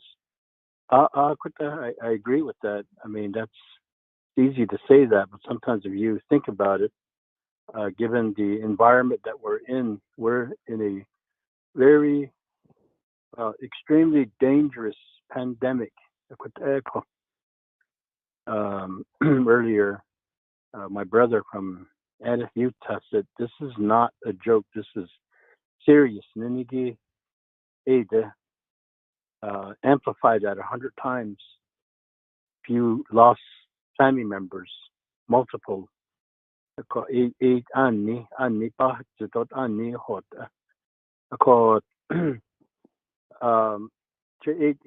that's a given. I think we all know that serious situation we're in. As we're talking about broadband and we're talking about fiber optics, telecommunication issues and matters for the Navajo Nation across our great nation. We're also talking about the future. I would like to kind of take a step back and say, okay, education isn't going to return back to the way it was back like February 2020, January 2020. The way education was delivered, educational services on the Navajo Nation, it's not going to go back to that right away, or maybe it's never going to go back to that. Either virtual learning, distant learning, we're going to do more. I would think, because in some ways it's very, very cost efficient, time efficient. We just need the equipment, we need the infrastructure on our land, on our nation, in our communities to fully maximize on its use, its application, and get get empowered through that connectivity. If that's the ultimate aim, well, let's say that. Let's make that our goal. Even yet, Nahot Yigiju at a Sinhilki, so Yanhilki, do Ashon Peso Tanhe, the Washington CARES Act money. Jabin Nacha, we're able to do troubleshooting or make assessments on how we can improve things for our nation in every segment of our communities, every aspect of our nation. I think this council and leadership has gone through the notions of talking, discussing. Call 888. We're still in that mode, but I think if we say the ultimate goal for the nation could be this telecommunications. I see oh yeah, go between the Craig yat ishnanta. Without Bansas case, although the other comment I want to make is, would support this legislation here today, although with the Navajo committee meeting, I know that each day, as far as the states that we are situated in, Navajo Nation, New Mexico, Utah, Arizona, the different governments, their lawmakers, legislators, as well as the federal government. This legislation that we're wanting to support here today, in addition to this, there are probably several more legislations like this or similar. Other congressional representatives, drafting legislation that sound like this, that look like this. I think it would be good for our leaders, our committee members, to go on the website and see what legislations are pending, and see how we can align our interests, our needs, our goals with those legislations. I mean, that's each one of us has that ability and should do that. So I kind of feel encouraged to kind of step up here. Thank you, Shumaya, for bringing about the legislation, and it prompts us to think, in broader terms and further down the road as far as our needs for the resources and different policies coming from the federal government in this area, telecommunications and infrastructure. Chair, thank you. Thank you, Honorable Vice Chair Walker. Any other comments, questions? If not, we can vote on it. This legislation will also go to Health, Education, Human Services, as well as Navajo. Any other comments, questions? None. We'll go ahead and vote on it. None. Honorable Freeland, how do you vote, sir?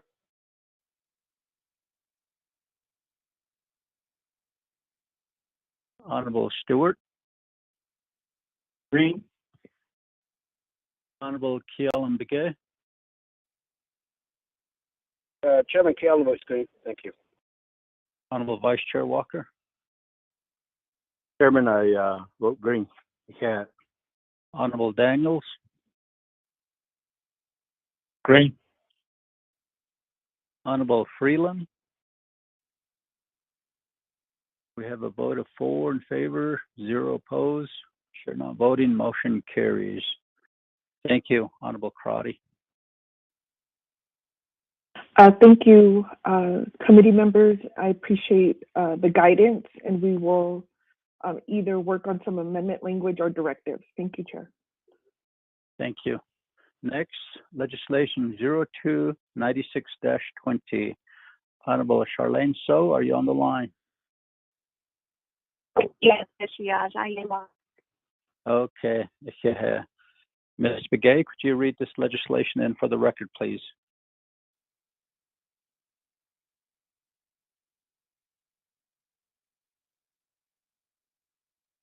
You have legislative summary sheet for tracking number 0296-20.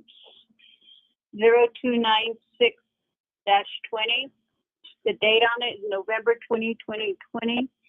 Title of the resolution, Proposed Standing Committee Resolution, an action relating to Resource Development Committee, approving a mission site permit for 0.961 acre more or less for Tabata Congregation of Jehovah's Witnesses in the vicinity of Shiprock, New Mexico. The purpose of this legislation is to approve a mission site lease. RDC has final authority. Prime sponsor is Charlene So. The packet was posted on the website on 11/24/20, and 5-day comment period ended on 11/29/20. Tracking number 0296-20, an action relating to resource development, approving a mission site permit for 0.961 acres more or less for congregation of Jehovah Witnesses in the vicinity of Shiprock Chapter Navajo Nation, Section 1 authority. A, pursuant to 16 NNC Section 1151C, the Resource Development Committee of the Navajo Nation Council has the authority to give approval for permits for mission sites on behalf of the Navajo Nation. B, pursuant to 2 NNC Section 501B2, the Resource Development Committee of the Navajo Nation Council has authority to give final approval for all land withdrawals, non-mineral leases, permits, license, rights-of-way, surface easements, bonding requirement on Navajo Nation land, unrestricted fee land. His authority shall include subleases, modification, assignments, leasehold encumbrance, transfer, renewal, and termination. Section 2 findings. A, the Tabitha Congregation of Jehovah Witnesses, Post Office Box 3083, Shiprock, New Mexico 87420, has applied for a mission site within the Shiprock chapter as further described in Exhibit C attached here to incorporated herein by this reference. B, the proposed mission site lease is located on 0.961 acres more or less within the vicinity of Shiprock, Navajo Nation, New Mexico. The land description appears on the survey plat attached here to incorporate as Exhibit C. C, a letter dated January 10, 2020, the grazing official wrote that there are no grazing permittees who have claim to the proposed mission site. The letter is attached as Exhibit D. B, the Shiprock Chapter Resolution 09-10-17-102-SHIP, dated September 10, 2017, entitled Designating Land for the Kingdom Hall of Jehovah Witnesses Project, and a signed petition is also attached as Exhibit E.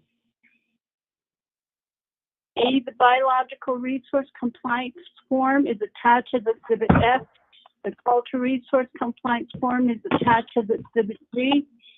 The Archaeological Inventory Report is attached as Exhibit H.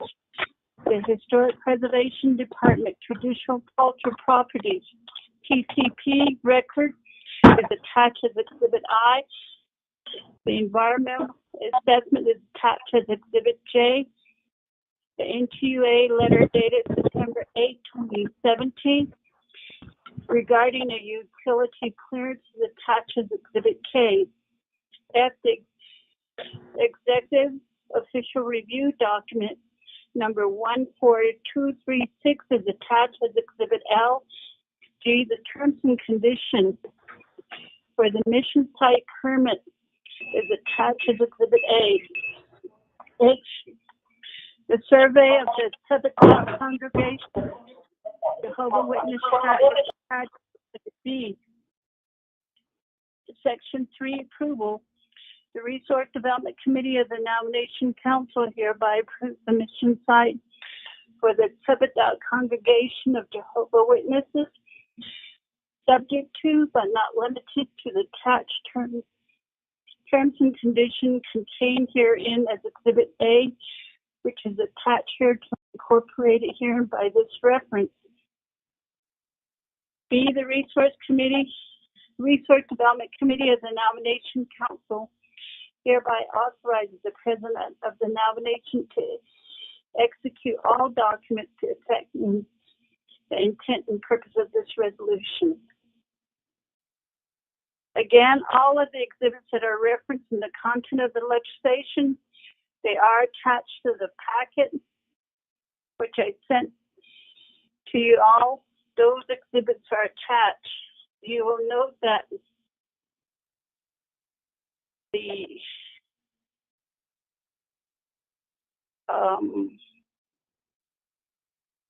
Office of Legislative Council Internet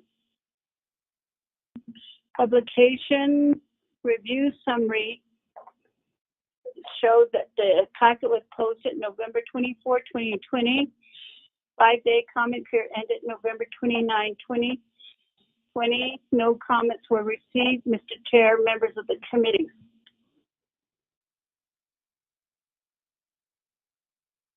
Thank you, Ms. Begay. Honorable members of RDC, let's establish a motion and a second.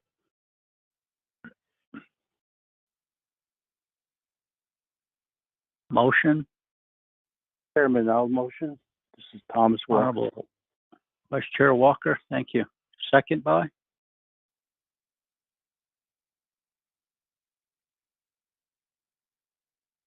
We need a second. Stewart. Honorable Stewart, thank you very much. Let me go to Honorable Charlene So. You have the floor.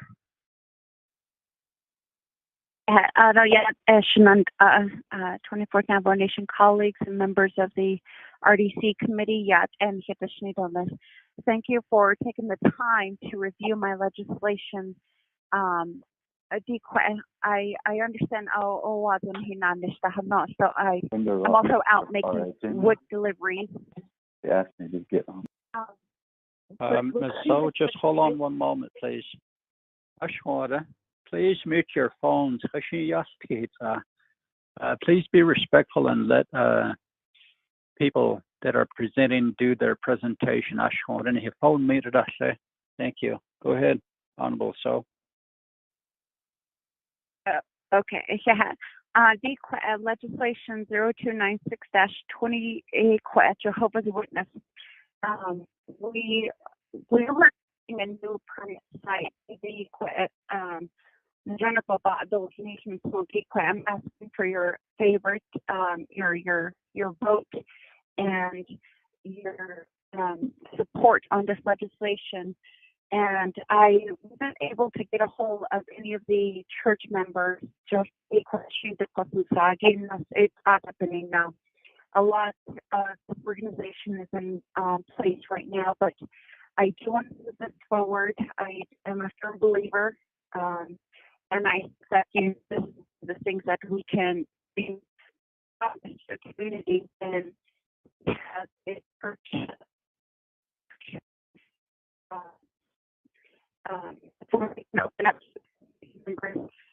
and I've always, if we have people going and they have a set of faith that we will be leading our lives in the right direction, and it doesn't matter what faith you or religion you practice, but I've always believed that. So I'm asking for your sincere support to church those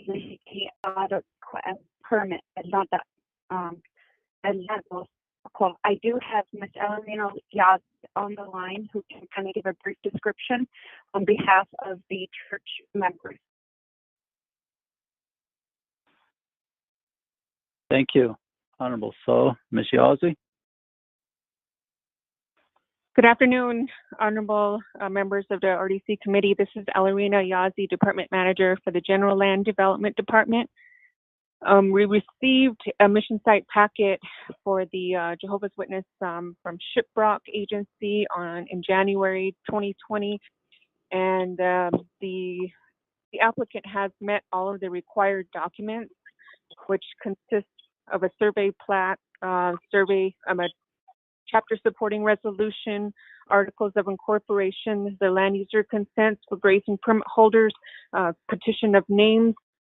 So I believe Dennis Morgan, who's the authorized agent on this application, is on the line. It has gone through the 164 process, and it's ready for RDC approval.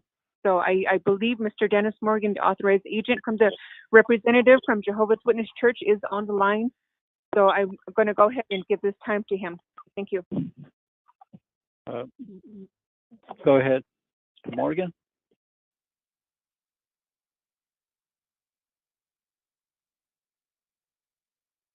Morgan? Yes. Go ahead.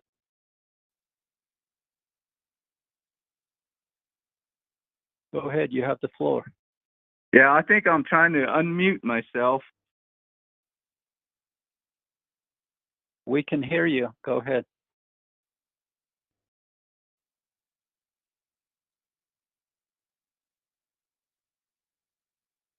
We can hear you. Go ahead.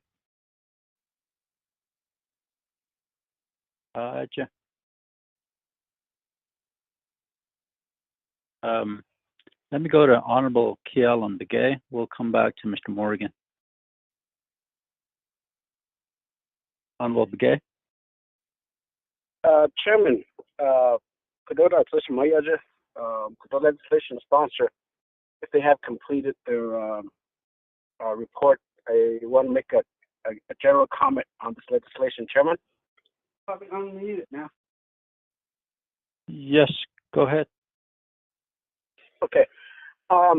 Yate, Chairman, RDC members, Nana, Ado, Shmayaja, Kodo, legislation, Ado, Kodo, the land department, and the congregation. I want to be careful the way I'm going to pose the comment, the general statement. Jo halati the nepepa otla. Do religion hit aid at neither se. Lako. Baha Sihiki chairman. So let me know if I will be going in the wrong direction on this particular statement. But on these citizen Ado on here out Coco Dina Behoba Kaya Pakakas then could the revocable permit no HA could religious organizations which is okay with me. I don't have a problem. But if you look around, especially in this situation, we do our best. We try to do our best to help our community. Businesses.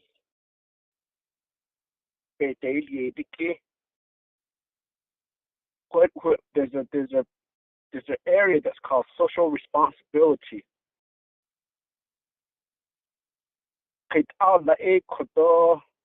Yes, people that chooses to attend the services and so on. Yes, that's up to individuals' decision making. We have no part in that area. That's I want to make that clear. But where I want to make a statement is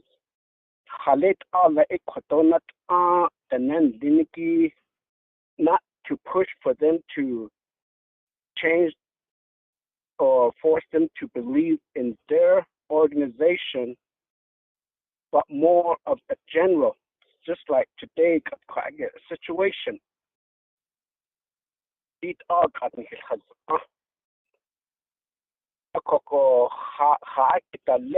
Like for example, one particular chapter by Yati Nisende, Shisazido Kasha, Hotabahananasi, many farms, the community has an LDS church. The community has a Baptist church. The community has a Catholic church.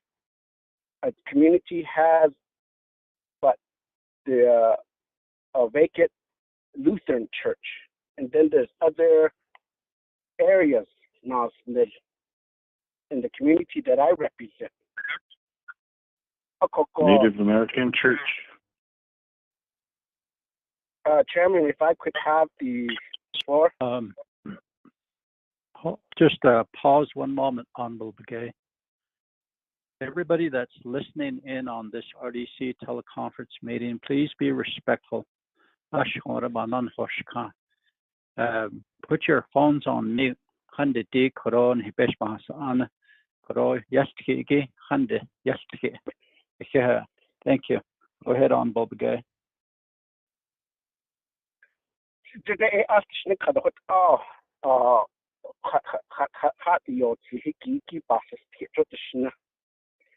but my point is, Chairman, how do we encourage, not just only in the religion area, but more of also helping the local community in whatever way that they could be able to help the community? We allow them to come on to the Navajo Nation, but yet I don't see much of a return in certain type of gesture of helping the local community. Lego news that you're not in. This particular organization has sponsored maybe, like, for example, Thanksgiving dinner call food drive that you're not that need a coco all on the has uncut a concierge as elected officials. We're trying to do our best, especially the chapter, to help our community.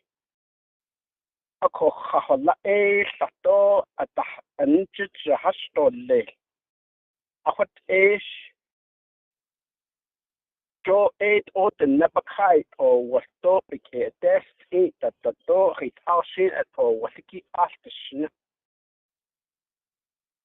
But if it hurts for me or somebody perceiving my statement, I apologize. But I'm hoping that I'm making my point here. Dik at Ope Pala and Sling Coco. Okat Arch on aunt or list. And telecommunication, the need it's harder. It's very hard to establish an infrastructure in the chapter that will benefit the whole community. But yet, some areas such as mission site lease, it's very easy for us just to go ahead. That's what I'm trying to point out. Certain areas that will benefit the whole community or the Navajo Nation, but in some areas that would only benefit because basically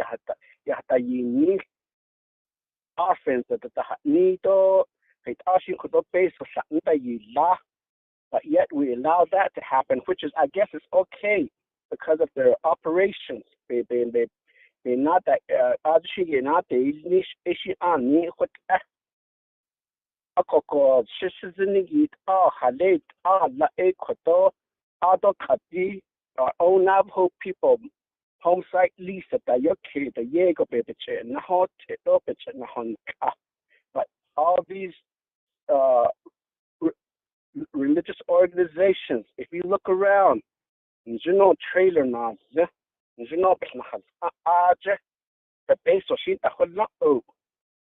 But my point is that why is it's easy for these outside organizations get accommodated, but yet on the NGKAD got all you pay has only baby, which a quiz at the Sanan, in clown day not. Basic China dot at the name clown day tornado dot say. The no Kodope yields hit the end Liniki, Shessa Zero, shout Hodoniki Bible that hit up Niniki Archipay says on addition. A cohered the lady or Jehovah Witnesses because a yacht down the Hibbets are a craggy beta and the sheet of yacht, a toto yacht, a hoshina, shashi inch stop. In the age is the Linigi bomb inch every day by 9 inch cash and the snow. But again, when we're back at the elected position and being a government, that we put those in consideration, but we have to think about everyone else. The net art in the eye gotten the papa kunits in Koto. A Kodila hit all the Ekoto mission site list.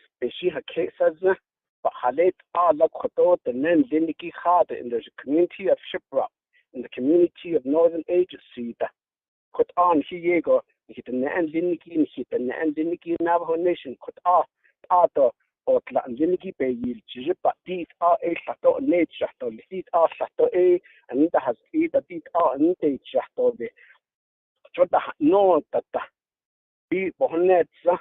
And then lately, call you in the end, didn't keep the care that sometimes I hear, and I don't know if it's true, that in order for a church to be utilized for a funeral service, they're being charged. But again, to my understanding, is for the usage of the facility, which is, I guess, is okay. But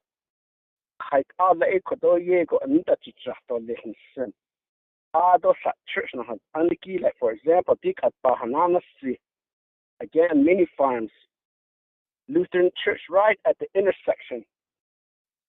Which is almost 18 years ago. Mission site lease. Because the mission site lease was took a revocable.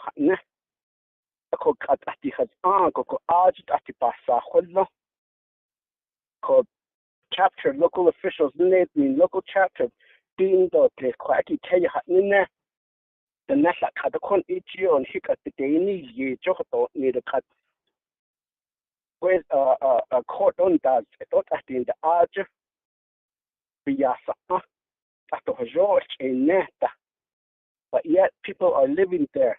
The facility, the main mission headquarters, Lutheran Church had said that the here revocable permit saying it's a need ego quite and he didn't get and she couldn't see it at the Nati cotton here, but they need you the Joto need that cut all on the nail, kit all Archas, uncut Arch, all the Catholic Church that are commanded. Okay, is not that the I could ego has Aniki at the Shanant Ano Seniki. So again, Chairman, I don't know, After has Jota, Sashapik or Tapa has Siki, Kashiba or Lato Kashiba Church in Ziniki because it has C8 Center. But my point is that all that are the name Ziniki, the Nepani, can that Ahaki Algalape, could those be be part of the revocable permit or the legislations to say that these are the areas that they would be able to help them, the community that they have established these facilities. I mean, mission site, the city at the Nendatan, I mean, companies able to the Nedla, if you establish this Nedla base, you are not a mission site lease shop. But again, I don't want to go too far and have a greater discussions or getting off track.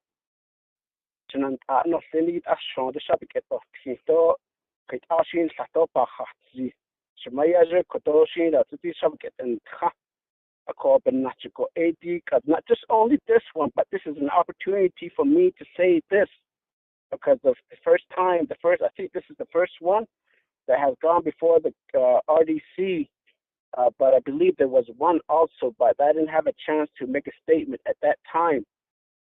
But Katikisha, Bahate so additionally, in Tantinish, I don't stop charging the dash eton so additionally, because if they truly mean it, Heshi pastor, Leheshi layman, Leheshi congregations, and Lehit Allah Hook at Arjun on the church that does yes, ye go la, Hit Allah Ekoto, Sato, the Nebenito, Quack, Injina, Kola Hit Allah to the and just the other chapter, Nina Hula, Sato did all each, did all at the Nendini given baby, not in the all that she's at Yenja. Me go what other did she does the hot, take she additional hot out at additional But the chapters that I represent, I haven't really heard any. These established organizations have made a big impact at the local community.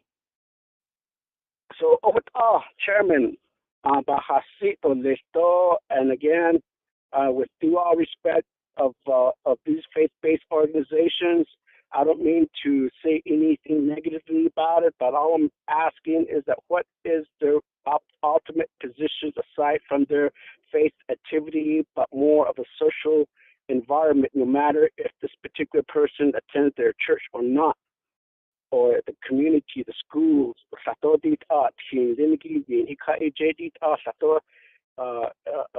community infrastructure development. I don't know.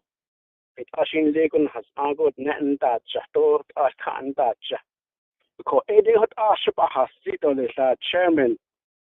So again, my apology, and I ask God for forgiveness if I had made it sound that I'm against religion, but that's not my point. Chairman, thank you. Shiash, if Thank I may you. respond. Thank you, Honorable Begay. Our general statement. And let me go back to Honorable Charlene So. You have the floor.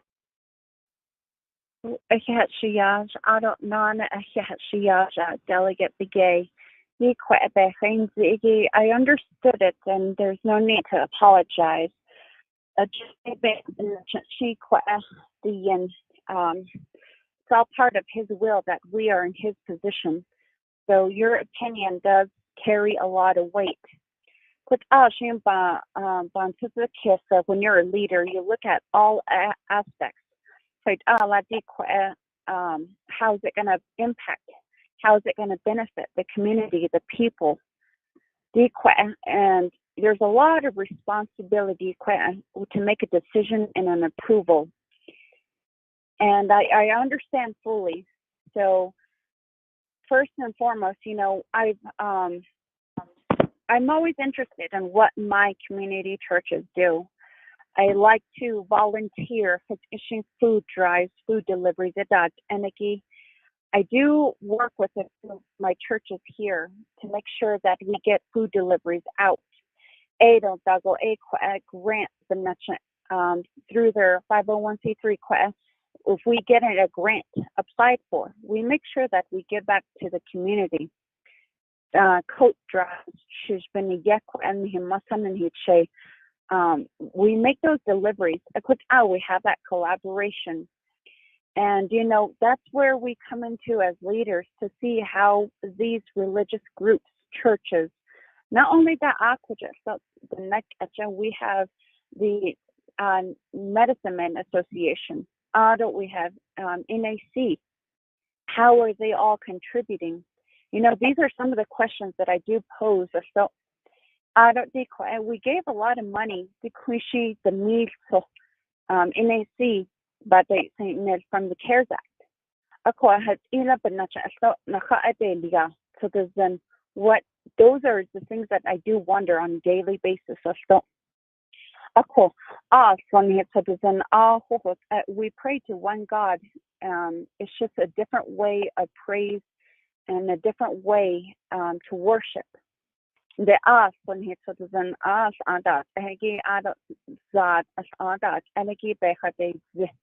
but it goes to God. I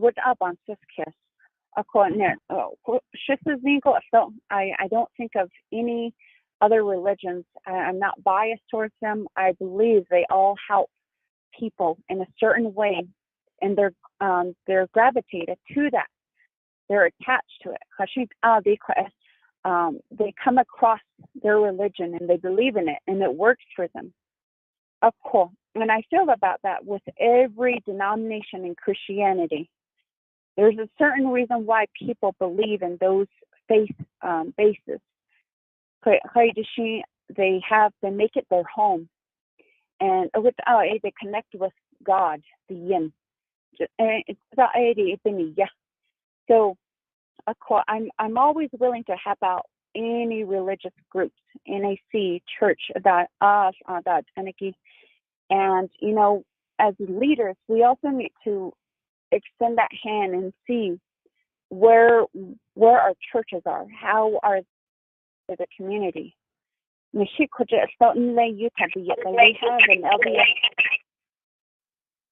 have an LDS church that comes out from Salt Lake. I go out every Wednesday, every Thursday. Yes, we have a truck coming out, a semi truck, and they have 2 of my chapters go down and get a flatbed load of food, and we distribute food. Ako sure that I'm part of that, and I make sure that I get as much help from the church as we can possibly get. And we're facing a lot of difficult times, so every rock needs to be turned to getting these assistance out to our people. And I think with a church, another church, I'm hoping that they will deliver help and assistance.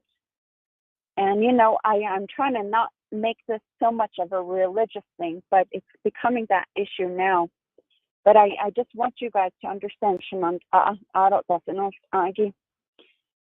have faith that this church organization will deliver and assist the community. My agent, here's some of their plans on how they're going to get back to the community.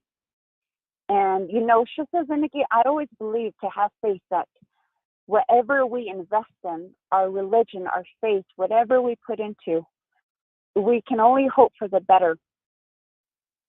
Of course. And with us, there's you have to have hope that a church will be the best and do the best that they can for the people. God has assigned certain leaders to reach out to the people. And it's like having faith and kind of questioning if they were to deceive people and not help people. He appointed them. Honorable And Charlene sure So. Honorable So. Yes. This legislation is about approving a mission site permit.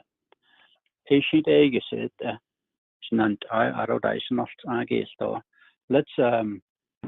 get back to this mission site permit. Thank you. Go ahead.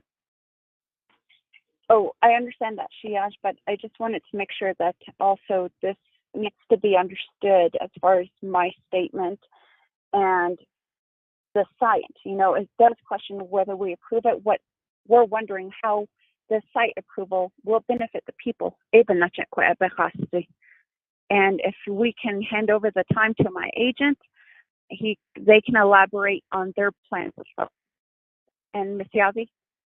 Thank you very much, Ms. Shou. Honorable members of RDC. A general statement was made.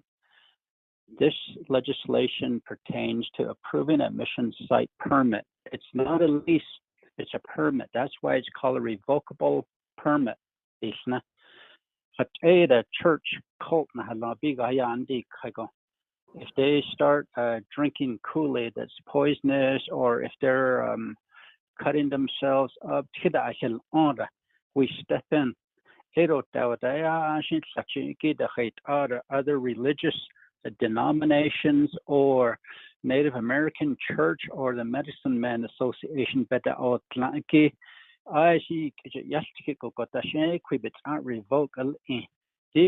church, the Christian Navajo Nation, Chicago, the okay, she did permits, work session ban nekaha hall G's. A kokoroti permit, ignition date, edo, korohit ashin be endo has. We're really the final authority for this permit. Aro church yanda kegi, hit ashin aja be doctrine holia, holla, hit ashin aja, the hwesas. Ako ayo bar haskege, korobe, hit aras in hadid ziki. Dohut dohut aba all tahradon nishige anant hot end I shikait ara chidahil on yaha quishi kunne dila dohut fan al dehike horadon nishige be hot a cohajo church gi Handiana Credo Hate Ocean, Nebiketa Hwek Gaslon, Darn Dish, Nado Hate Ocean, Hasata Hill, Leighton Deniki, Ocean Bit, so there's an Holoye, Hodosan Gohin. A Kodi Korogi Ahonana less than an acre, 0.9% big. A go a okay, the gate and a Kodi the Quaggy has Agishit Eggish by Yelke. A caution and I'm a Senegate Ashbahatzi, didn't I just kiddish? Chairman Freeland. Honorable Freeland, go ahead. Thank you, Chairman. Resource and Development Committee members. Stasia, thank you for this legislation. I just wanted to thank the sponsor, Stasia, for this legislation. We talk about, and I know with the committee, we've been talking about leases and permits. Land Department has been very assisting us very well in updating us. And I just want to thank my sister because this legislation is a good example of how to correctly go about the procedural way of obtaining a permit or a lease. And we think of how many sites right now there are out there, church sites in particular, that don't have a permit or don't have a lease, yet they're still in operation. It's a very delicate discussion, yes. But if all the churches or if all the denominations went through this process just like our sister is doing, maybe we wouldn't be having these conversations. So just something to consider and something to think about, Shanant. I really appreciate our sister doing this the right way and the correct way because, for me, I see this as an example of this is how things should have been done for all the other churches as well. And, there's churches out there that don't even have a lease or a permit, yet they're still operating. So, I just wanted to make that comment, Chair. Thank you. Thank you, Honorable Freeland. We'll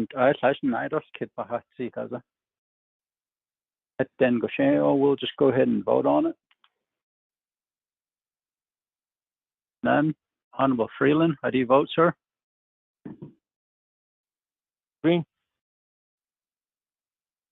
Honorable Stewart? Green. Honorable Kealan Begay? Chairman Kealan votes green. Thank you. Honorable Vice Chair Walker? Chairman, I vote green. Honorable Daniels? Green. Thank you. We have a vote of 5 in favor, 0 opposed, chair not voting. Motion carries for legislation 0296-20. Thank you, Honorable Charlene. So, Oh, thank you. You're welcome. God bless you. Down to scheduling of work session tonight with Navajo Power relative to Painted Desert Solar Project development within the Coal Mine Canyon, Cameron region. Recommended dates tonight. We have a few recommended dates that was emailed to us.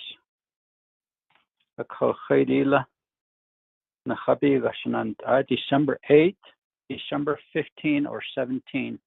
December 8th is on a Tuesday, the 15th on a Tuesday, the 17th is on a Thursday. We have 1, 2, 3, 4 meetings to schedule today. This is going to be a work session. Want to go with the first date, December 8th? Any objection? Chairman, 17, Sean. 17? We can do that. We can do December 17 at 9 o'clock. At 9 o'clock. Is there a motion? Freeland. Honorable Freeland. Is there a second?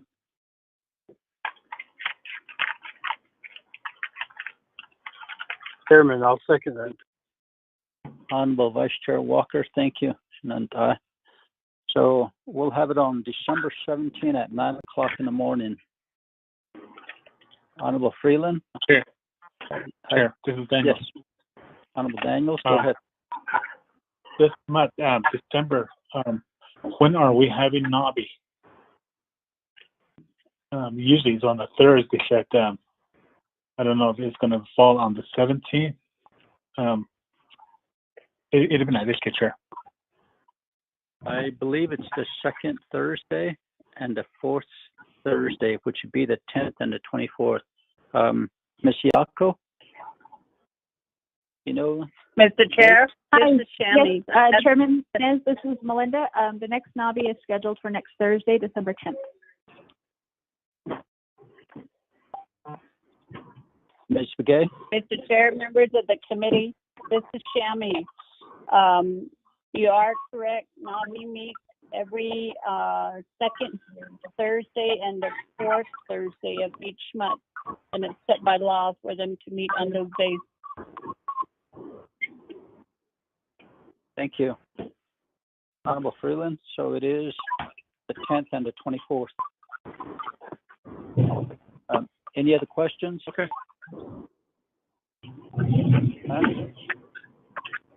Honorable Freeland, how do you vote? Green. Honorable Stewart? Green. Honorable Begay?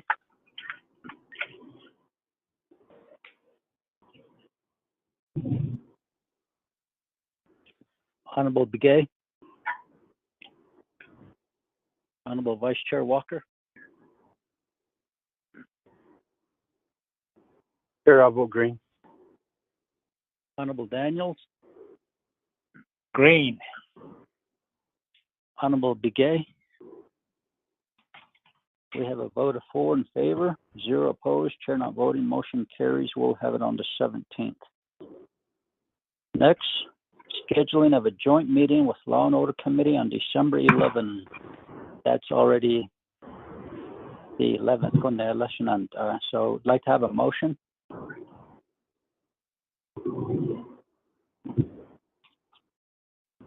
Motion.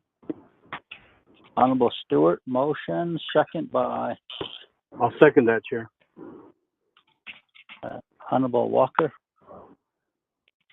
Any questions? None. Honorable Freeland, how do you vote? Green. Honorable Stewart. Green. Honorable Begay. Honorable Vice Chair Walker. I vote green. Honorable Daniels. Green. Honorable Begay. We have a vote of 4 in favor, 0 opposed, chair not voting. Motion carries. Next, Navajo Nation Gaming Enterprise and RDC Leadership Meeting to be scheduled. So we have the 8th and the 15th. As soon as possible, the 8th, December 8th at 9 o'clock a.m. Is there a motion?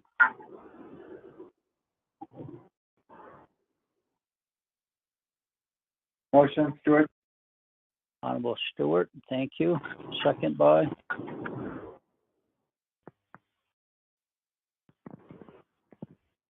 Chair, I'll second that. thank you, Honorable Walker. Any questions? Chairman, We'll I have a have- question. Go ahead. Okay, thank you, Chair and committee members. Although your staff, Ms. Begay, Ms. Woody, the leadership meeting, is the committee open to having two topics in one day? The date earlier, I requested NTUA also have a work session or leadership meeting called Na Kiilna Hosh Ashbiga. That's my question. Ms. Begay?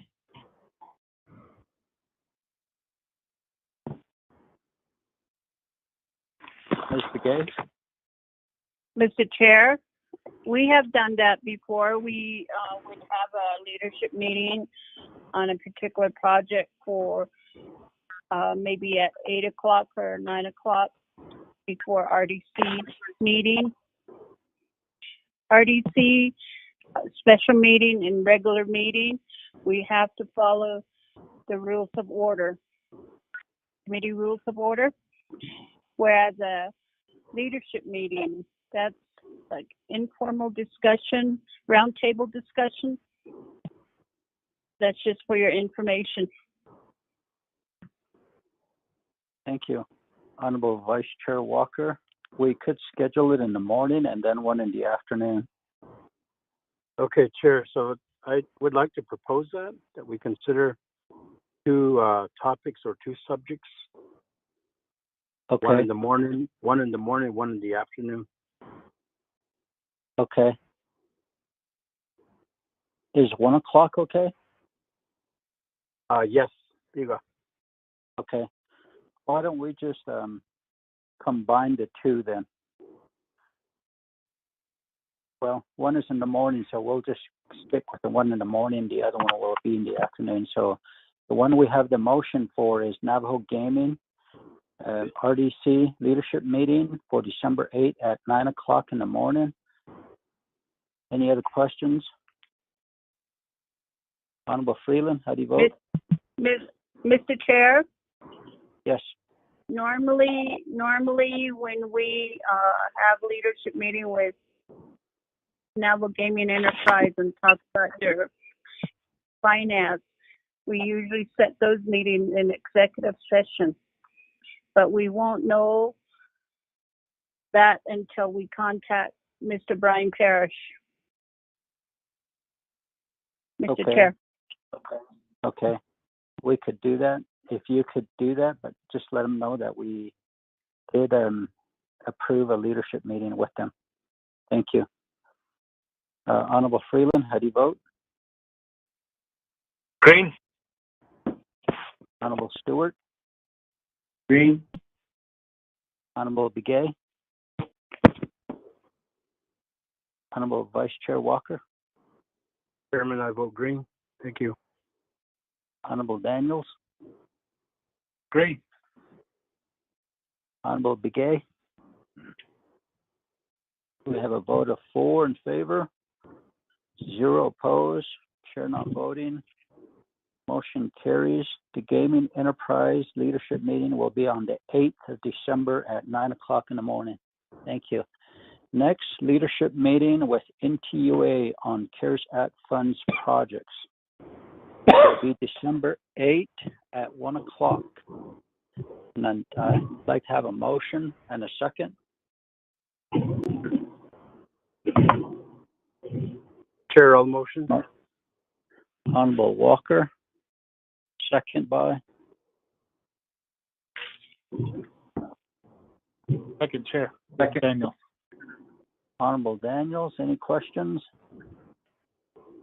None. Honorable Freeland, how do you vote, sir?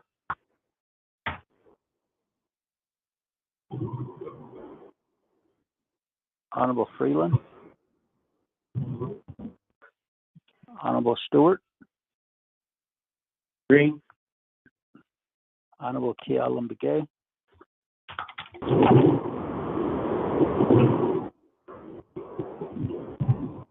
Honorable Vice Chair Walker? Chairman, I vote green. Thank you. Honorable Daniel? Green. Ashwaran, his phone made it us there. Please mute your phone. Honorable Freeland, how do you vote?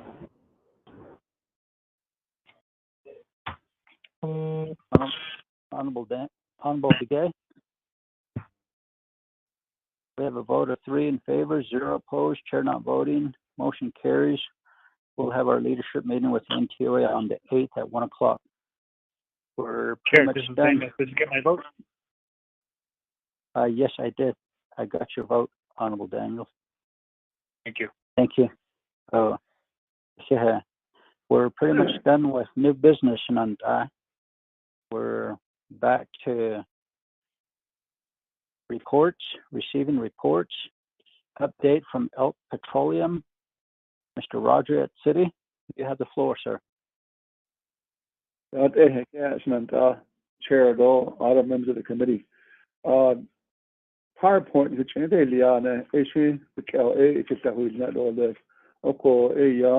we have 4 staff members here that will have different sections of that PowerPoint report. So our President CEO, Ray Ambrose, just if you can recognize him, thanks.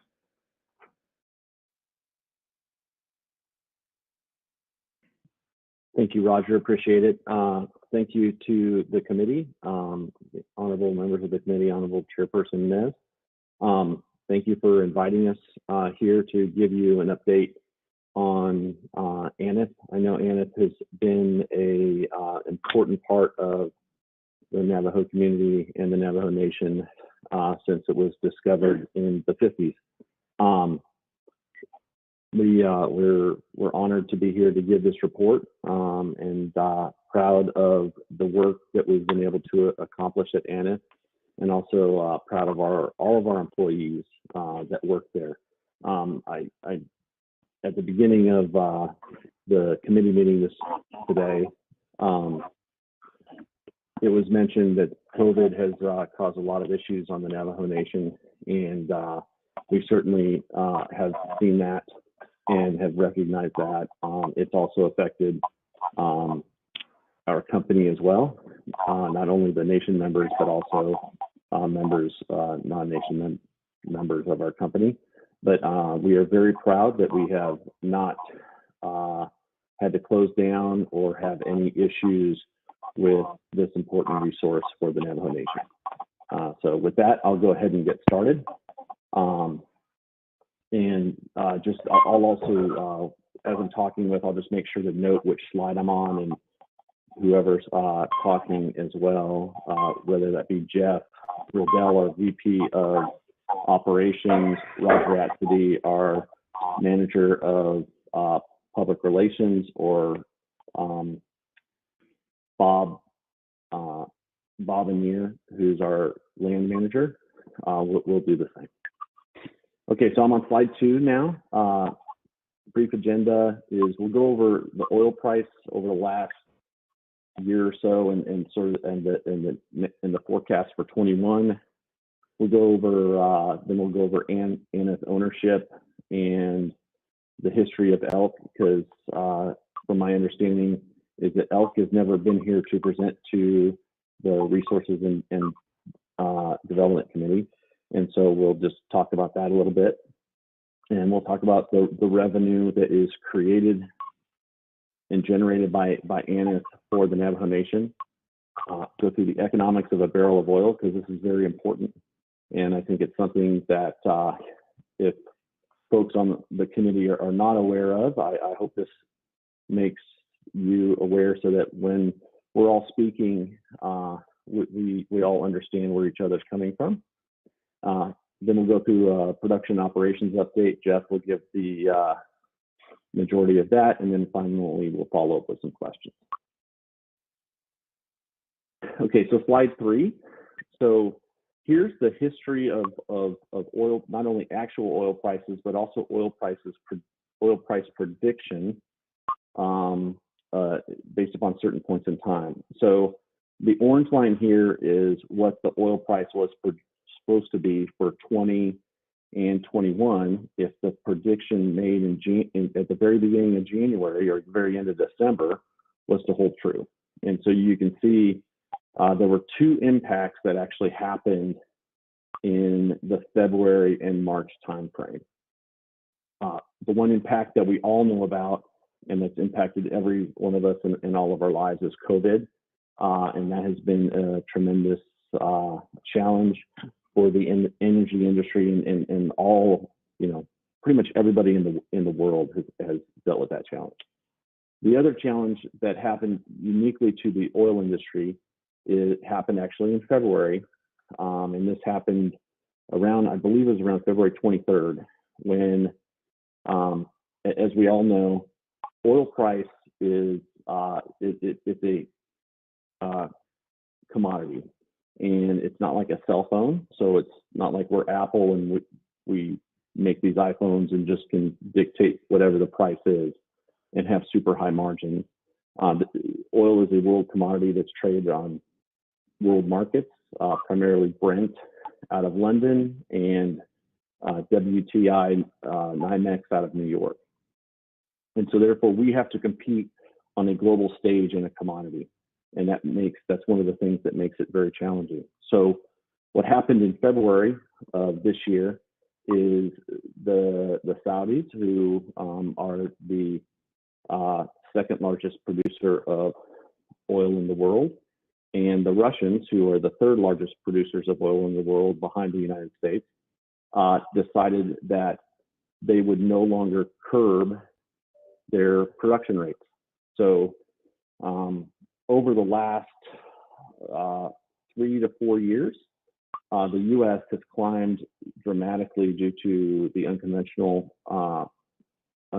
that have taken off, and has gone from third in the world in oil production all the way up to first. And that market share has been taken away from Russia and Saudi. So in February, they decided to stop. It actually started in 2014, but it really affected us in February, where they decided to not limit their production. And so in that time period, oil price had a huge drop, a very large drop. It was the largest drop seen since 2014, but it was nothing like what was going to happen a month or two later due to the impacts of COVID. So we've been hit twice with oil in terms of the oil price. It's not just COVID.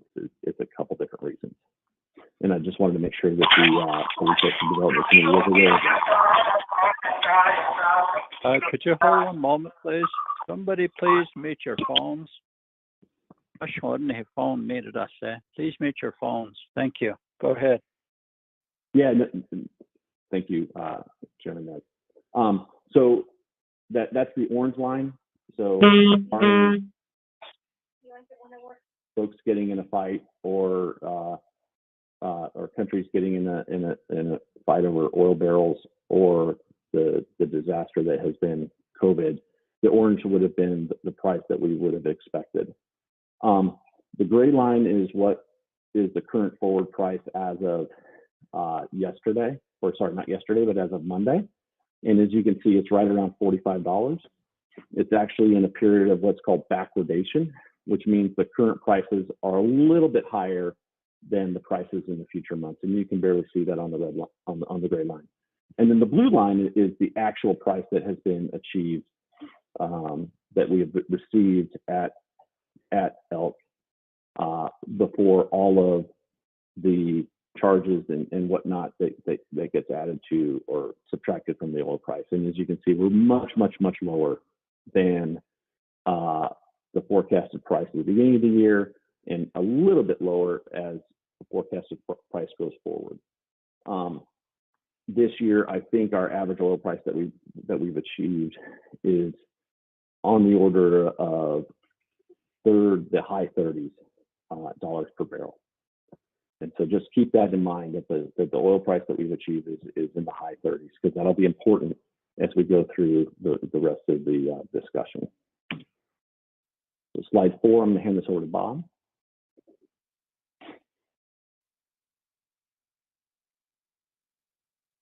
Good afternoon, gentlemen. I would like to briefly discuss the ownership of the Greater Anna Field, the 3 units in there that Elk operates on behalf of the nation. The numbers in the pie chart here show the combined ownership, both the working interest and the revenue interest of the field, of the 3 fields combined together. As you may know, Elk operates the Aneth unit, which contains just under 17,000 acres located on the nation lands, and also a little bit on Bureau of Land Management lands. Then the Rutherford unit, which is just under 13,000 acres, located entirely on the Navajo Nation, and the McElmo Creek unit, which is about 13,400 acres of land, all on the Navajo Nation. In aggregate, Elk owns a 62, as it shows on the pie chart, Elk owns a 62.8% working interest in the units. The Navajo Nation Oil and Gas Company owns 36.5%. And there's a tiny little sliver of ownership held by two small companies, and that's strictly in the Aneth unit. And as the slide here shows, the working interest determines who pays for the costs of the field. The revenue interest in the three fields is divided up as shown, with Elk owning almost 54%, and the Navajo Nation Oil and Gas with 31%. And as you can see, and here's the important part, the royalty interest owned by the Navajo Nation in the three fields is approximately 13.7%. And this is the amount of the gross revenues from the field that the Navajo Nation is entitled to under the oil and gas leases. If there's no questions, Ray, I'll hand it back to you. Go ahead and complete your presentation first. Okay. Thank you, Honorable Chairman. Okay, we've headed to slide 5. I just want to give a brief history of Elk.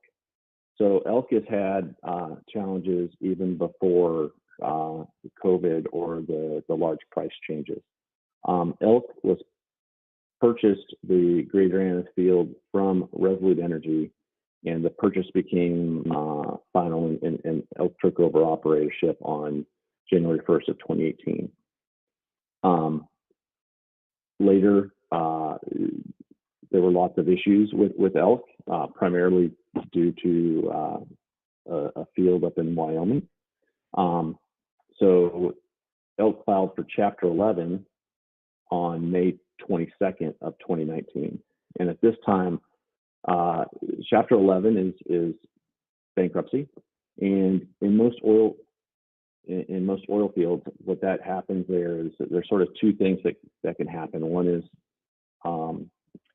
bankruptcy liquidation. So when you see like a store goes bankrupt, you'll see going out of business sales. That's not what happens on an oil field. What happens on an oil field is there's reorganization, and the folks that own the debt of that company will take over and become the new owners. And that's what happened there. And so, and this is all public information. One can go to the internet and look up what happened exactly. But Elk emerged from bankruptcy on October 24th, 2019. So we emerged as a much stronger company, much less debt, and going forward, it really enabled Elk to survive and thrive through the large oil price decrease in February, March, and April, like I showed previously. But Elk was not set up, at least in October, Elk was not set up to operate at sub $40 oil prices, which is challenging for almost every company. You know, I just saw a news report today where there's ConocoPhillips, very large and successful company, just announced layoffs here in the Houston area.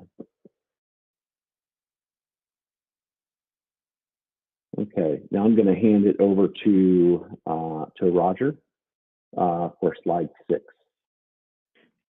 Yeah, no, But Hanagi, when it now, so the Kagi, the oil aid, national aid, oil price, we are not kidding. Nenegi age only holding the double large a oh, you say Anna who is on the Chelibit Hot or yo, Chadon, either the nature pandemic, Ben hot if a neighbor stay at home, though. I don't chanda, Claire had the neighbor national yo a kite or your chon, either the neighbor though is it a lane. I don't torn now, did all you cut. At none the year, no, but Hanako. Is she been a yo kite or Yahan could. Of course, I 2020, has the 2020 on the Indian days the November Jan. Not in the mail so when I now a best about a need a Navajo nation, which on the Dick I loan I could you put down I could the best of the Allah ban and then they of course a did all the nation but I would change or you know I didn't care. Of course, can they not in the middle son or Tadigi, not Kidom Asa, the middle Sagi, Chevas Tati, Ari Beso, Yanit, Egit, Ado, did over the middle Sagi, Navajo, Nation Taxation, Ari, Beso, no Dagi, Nana, Pata, that over Art, the middle Sagi, Yaka, Roll, Gigi, Adi, Beso, no Dagi, Padane, Ado, Kedaba, 0.2 million ARDG and Castle had many age of December has age of 8 band and ARD best one of Dagi Tower Yad Ado additional benefit a Nana Ado week Zogi a employee salary or you a with the daily niche on the doors 2K just K. Okay, Ado a lot to royalty and then you get 8 subject not as you get contractor and mosquito other services provided they're not including the numbers on what I pray Ray. Thank you. Ray. Okay, now turning to slide 7, I just this is so that everybody understands all the costs that a barrel of oil needs to cover, and so and that's why I call it the economics of a barrel of oil. So out of that barrel of oil, there's a royalty owner share, as we've discussed, which is roughly 13% or so. There's transportation, market differential, and quality costs. There's operating expenses, which includes personnel and labor, electricity and power, and maintenance. And additionally, there's taxes. There's general administrative costs, and finally, financing costs. We still have a little bit of debt, just like most healthy oil companies do. So when we go into slide 8, Bob, do you want to talk about slide 8? Certainly. Under the contract, this is regarding the royalty share of production. The royalty owners, and in this case, the majority of the royalty in the greater Anna field is owned by the Navajo Nation. And, the royalty owner pays no cost for producing a barrel of oil as provided in the oil and gas lease, which is the contract that handles this. However, for the production cost, there is some transportation cost that a royalty owner must pay. As mentioned, there are oil barrels are produced.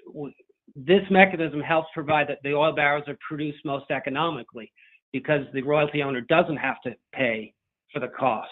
It falls on the oil company to pick up those costs, and that is hence the working interest share. As mentioned, the royalty rate across the 3 fields is approximately roughly 15%. Most of that comes to the nation. There's a little bit that's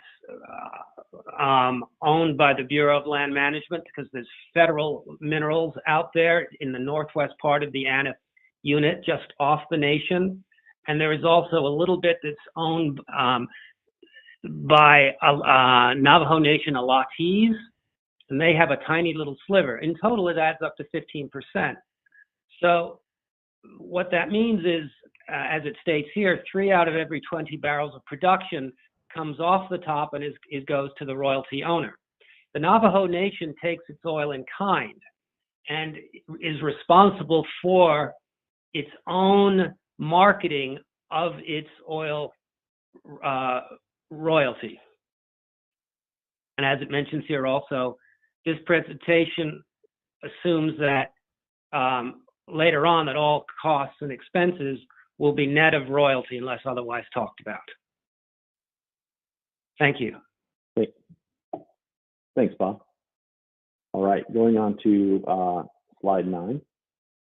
So transportation and marketing differential and quality costs. So it costs money to transport the oil from the field to the refinery. And its production used to all go to the Marathon Gallup refinery, which is now closed. And the production now is all piped to the Marathon El Paso refinery. And this is a large fixed cost because there's only one market to sell the oil to. So for the longest time, when it was just the Gallup refinery that this oil went to, and still to this day, we Elk pays a large fee. I don't know the exact number that the Navajo Nation pays for their crude to be shipped to the refinery, but I do know it's a little bit lower than our roughly $7 a barrel. One thing that is great about the Aneth crude is it's a light sweet crude. It's about 40 to 42 degree API crude, and so it doesn't have a lot of, and it's sweet, so there's not a large market dip or quality cost. This is much different than, let's say, the heavy oil that's produced in California, where you can often see a large quality cost differential, or the crude up in the Uinta Basin in Utah, where there's also a large quality cost because all those barrels have to be trucked. So this large fixed cost is roughly $7 a barrel. I believe that the cost that the Navajo Nation pays for its take-in-kind barrels is in the $5 range, but I'm not certain of that. Now going to slide 10. So the next cost that we have are personnel and labor. So oil fields are labor intensive. It takes a lot of folks to operate an oil field. Most days at Aneth, we have more than 100 people working in the field. And of these 100 people, more than 60% are company employees. And members of the Navajo Nation make up 80% of the elk positions in the field. And currently, this is we consider a large fixed cost because the number of people working in an oil field doesn't change over, 1 to 3 years period of time. Now, I do know that we have had some recent employment changes, but the actual number of field positions, I believe, only changed by 1 or maybe 0. And Jeff can address that later. But the current cost of this is roughly $5 a barrel. The next cost that comes under operating expenses is electricity and power. So Aneth is a field that is pretty much all electric, so which is very, very good because it's more environmentally friendly.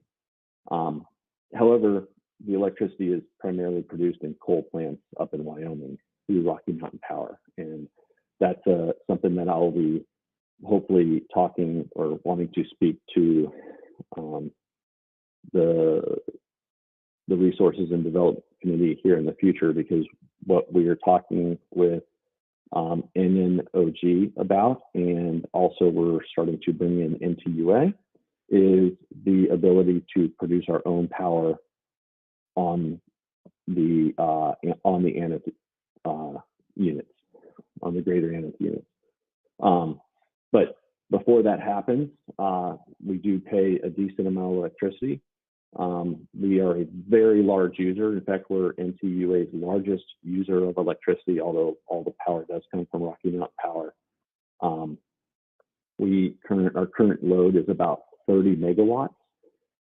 And if you think, a typical home uses about 2,000 kilowatts or so a day, this would be the equivalent of about 1,500 homes that we use to power every day in and out. And we have a largely fixed electrical load. So our load does not change any hour of the day. We have the same exact load. But this all costs money, and that costs about $5.50 a barrel. For every the Aneth field is in secondary and tertiary recovery, and what that means is in the oil industry, secondary recovery is primarily water flood, and so there's still a lot of water flooding going on, and that's where we inject water in a well, and the water goes through and helps push the oil to a producing well, and then we produce the water and the oil at the producing well. And then it's also partially a tertiary flood with CO2, and that the CO2 acts like a solvent or a cleaner, and it goes through and helps dissolve oil off of the rock that's in the earth, and then it also pushes that along with the water and CO2 push the oil to the producers. So all of this, it costs a lot of money for compression and for moving all the barrels of water. We move close to 100,000 barrels of water a day at Aneth, along with close to 100 million standard cubic feet of natural gas and CO2. And so that also impacts that's the largest impact on the 550 per barrel, and very difficult to reduce those fluids, because once you reduce those fluids, the oil stops. And so this is a necessary cost. And then finally, there's maintenance. So this is our largest group of operating costs. It includes maintenance to wells, roads, injection equipment, and compression equipment, our electrical distribution system, all of our field communications. I also, earlier in one of the discussions, there was discussion of broadband internet. One thing that we do help the local Montezuma Creek and the chapters, the local chapters there, both the Aneth and the Red Mesa chapter. We do provide free use of and the ability for other companies to co-locate their equipment, so there's not a bunch of towers everywhere. And part of that, we do provide free internet to the school district, and so that's important. But all these costs, they add up to our largest portion, although it's across a bunch of different things, and that's about $9.50 per barrel. Okay, so going on to slide 11, Elk pays taxes to multiple jurisdictions. So we discussed earlier, Roger discussed earlier, the Navajo Nation possessory interest tax. We also pay Navajo Nation severance tax.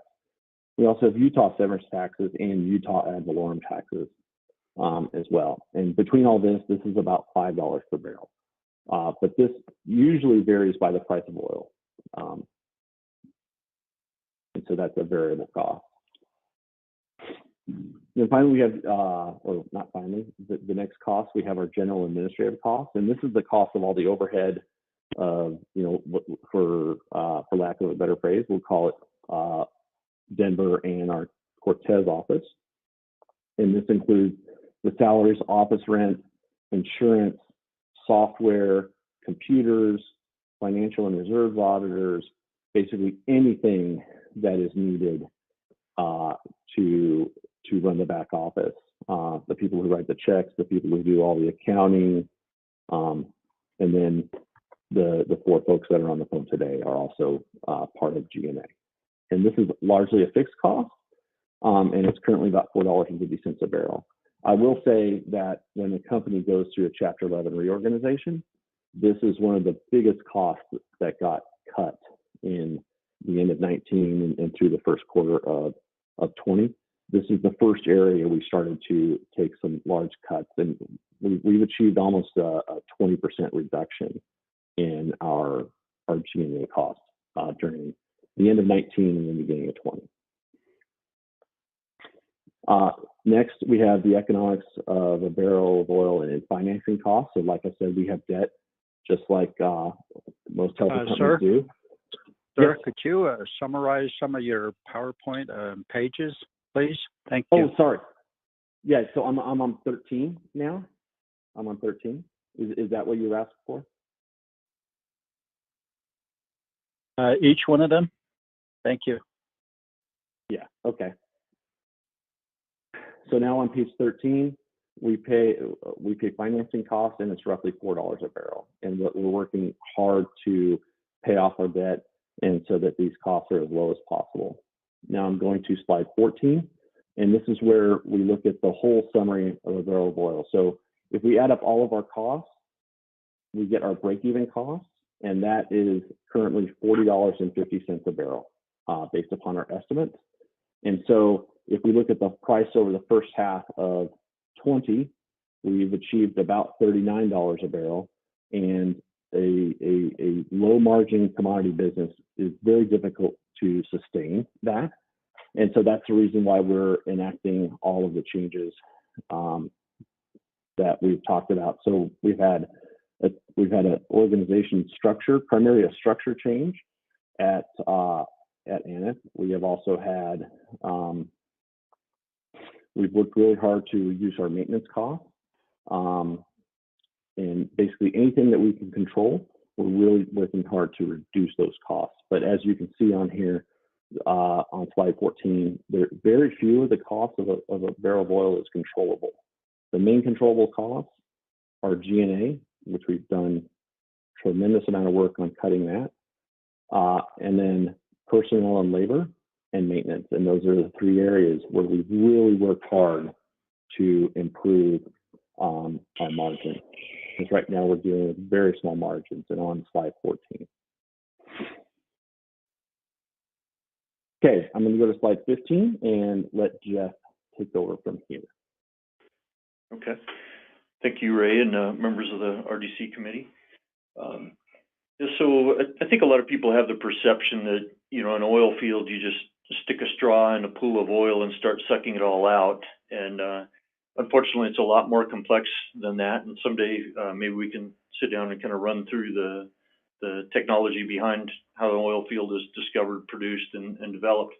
But this chart shows one of the things that is true of all the oil fields, and that's as soon as you start taking barrels out, they start to decline because you're pulling from a smaller and smaller pool, and you can really see this. So in the very early days when they were first drilling the field, you can see the production was up around 90,000 barrels a day, and now we're down around 8,000.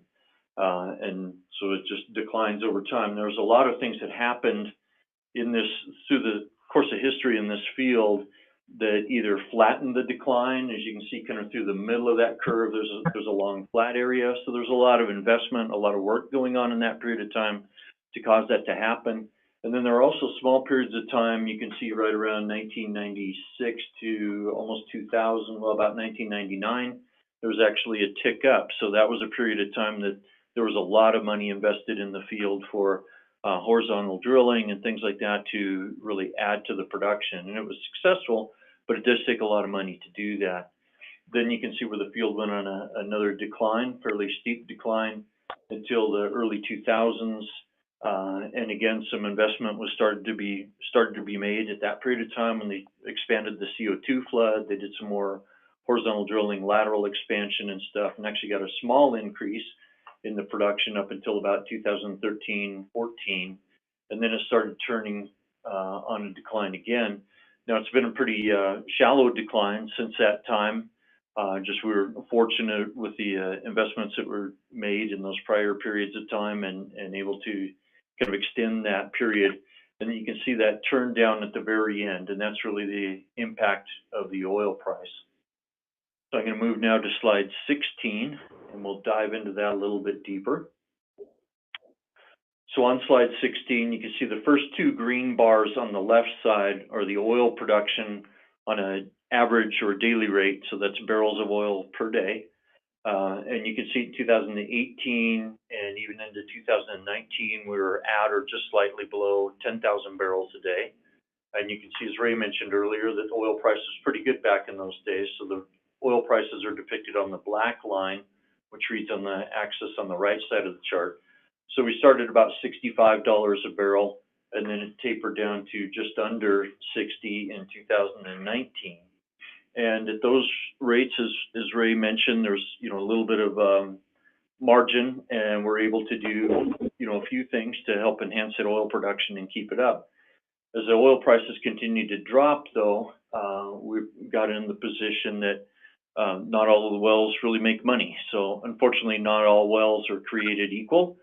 So they all make varying amounts of oil and varying amounts of water and CO2. And so some of them may make a large amount of oil, small amount of water and CO2. So those are very economic, even at low oil prices. On the other end of the spectrum are wells that only make a few barrels of oil, or maybe even one or two barrels of oil per day, but bring a lot of water and CO2 with that. Those are much more expensive to operate. And when you get in a situation where oil prices were very low, you essentially can't afford to operate those anymore, and you have to shut them in, at least temporarily. So that's what happened, as Ray discussed earlier, as those oil prices started to drop, especially down into April of this year and on into May. We actually had to curtail some production. It just wasn't economic. It cost more to produce those barrels than we were able to sell them for. And so you can really see that impact on the production. Now, since that time, you can see the oil price has recovered some, which is nice. And we were able to return some of that to production, return some of that production online. But again, it's at the roughly $40 a barrel pricing, or even mid-30s. There's still production that's just not economic to bring on, and we really can't afford to invest dollars to bring that production rate back up to the 10,000 barrel a day range that it was at before. So overall, the point there is that just because of the oil price impacts, there is a price or an impact also on the production level. Moving on to the slide. Hey, Jeff, let me add one thing on this. So on this slide, I believe the oil price is the effective oil price, but if it is, I will send out a corrected version of this slide. Let me double check it though, okay? Okay, and by that you mean that the transportation cost that you mentioned earlier was subtracted? Yeah, I need to look at that because the prices for October, it should be closer to 40. Although the 28, I think 20 and 2019 are correct, but then the prices after that, I think, include transportation. So let me, I'll probably have to send out a corrected version of this. Apologize. Okay. Thank you, Ray. I'm going to move on to slide 17 then. Since Ray mentioned this is a very people-intense operation, with all those people out there, one of the things high and foremost in our minds is keeping them safe. We want every worker to go home every evening the same way that they came into work that morning. So it's very important to us. So there are two things that we measure and watch, and these are OSHA standard statistics. And those are on the left, what's known as TRIR, or total recordable incident rate. And on the right is DART, or days away or restricted time incidents. So starting on the chart on the left, you can see that Elk, the company itself, had a recordable incident back in 2018 and none since that time. And a recordable incident in OSHA's eyes is just about anything above first aid, anything above requiring a bandage. So if somebody had to go to the clinic, say for stitches, or even to administer any kind of a medication, even if the clinic gives you ibuprofen, it suddenly becomes a recordable incident. So having only one in 2018 on the company side is truly amazing. In fact, if you look at those numbers that are depicted there, anything below one TRIR in any given year is what's called a gold standard or a high standard. So a company that can achieve that is doing well in its safety performance. So that's important to us, and hopefully is important to you as well. So if we look then at contractors, you can see that they had an incident in 2019 and another one in 2020. The other thing that happens in this statistic is that it's divided by the number of hours worked. And so as you go through time, there are more hours worked, those bars go down. So the red bar and the green bar both have just one incident, but in 2019, there were a lot more hours worked. So that one incident was divided by more hours than we've accumulated in 2020 for a similar incident. So it skews that statistic slightly, but it's important in OSHA's eyes because they're concerned with, you know, how many people might be hurt over 100,000 hours of work time. Anyway, the result of that is that we're doing very well in these recordable incidents. The more serious incidents then are those that cause somebody to actually have time away from work, either restricted duty or actually not able to come to work because of an injury. And we haven't had one of those incidents since 2018, when a gentleman hurt his ankle and had some time off from work, and that was a contract individual. So we're very fortunate and proud of the fact that we haven't had anybody that's had that serious of an injury since that time. We continue to focus on that.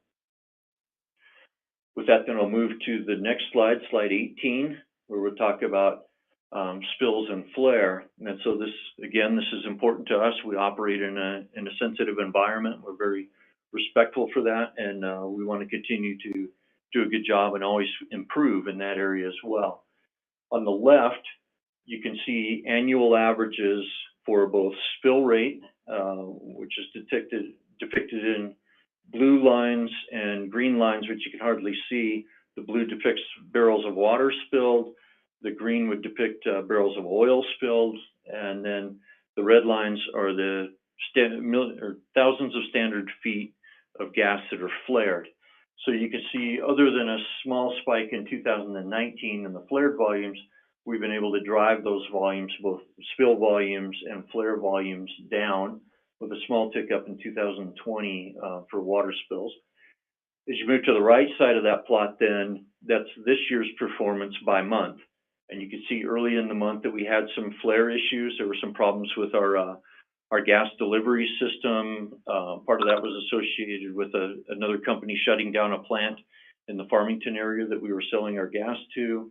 And then there are a couple other issues that caused us to flare early in the year, but you can see that that's been resolved and those volumes have trended down significantly since that time.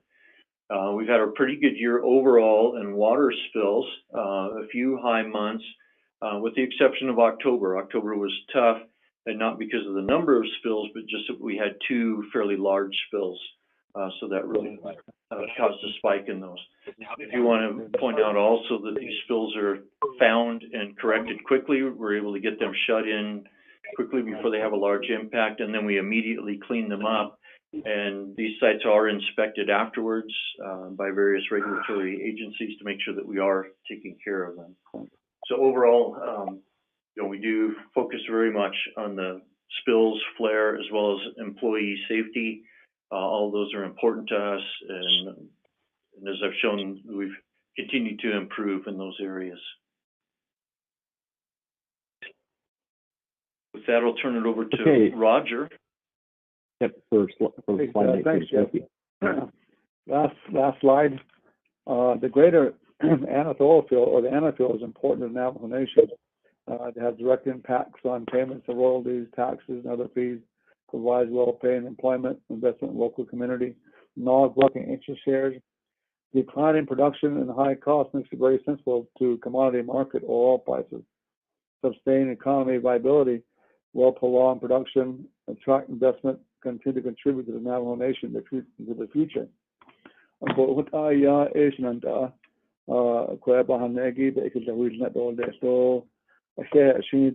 RDC chair, members of the committee, staff.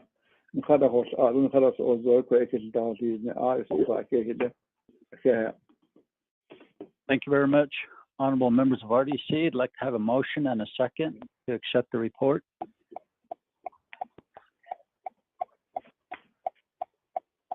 Motion.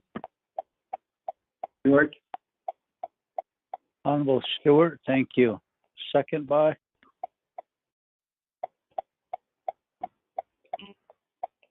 there a second?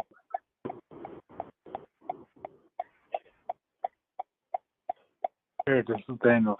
I'll second the motion. Okay, thank you, Honorable Daniels. Any questions for Elk Petroleum? And aye.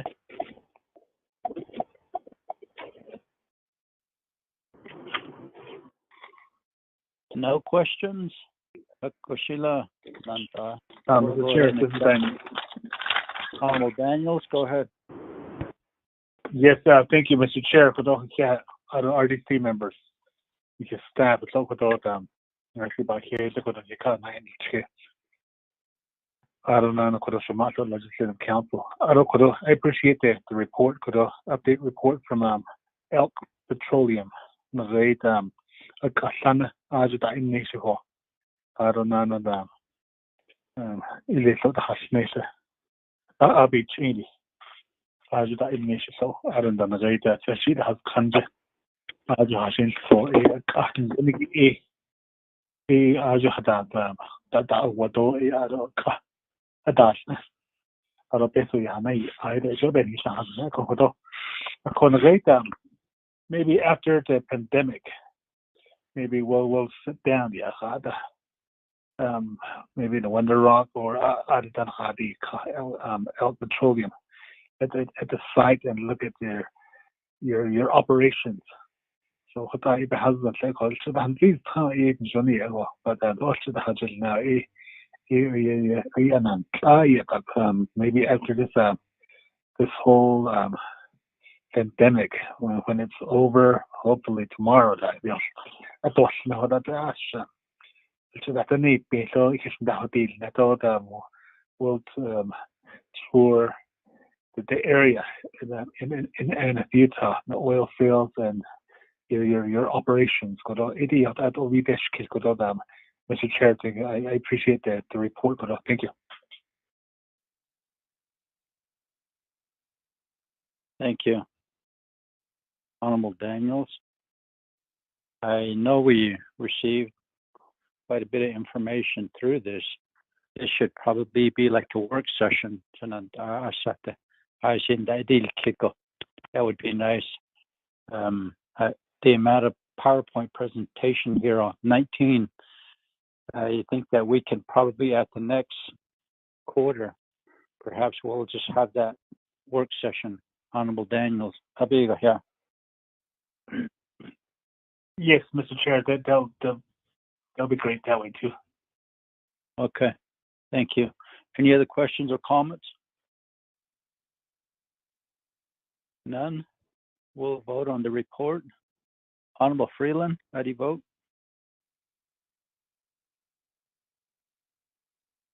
Honorable Stewart? Green. Honorable Begay? Honorable Vice Chair Walker?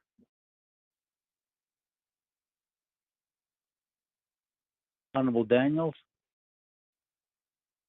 Green. Okay. Honorable Freeland?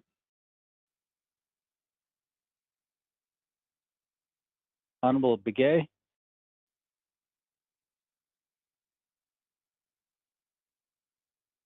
And I believe we lost quorum. We only have 3 members, Honorable Stewart, Honorable Daniels, and myself.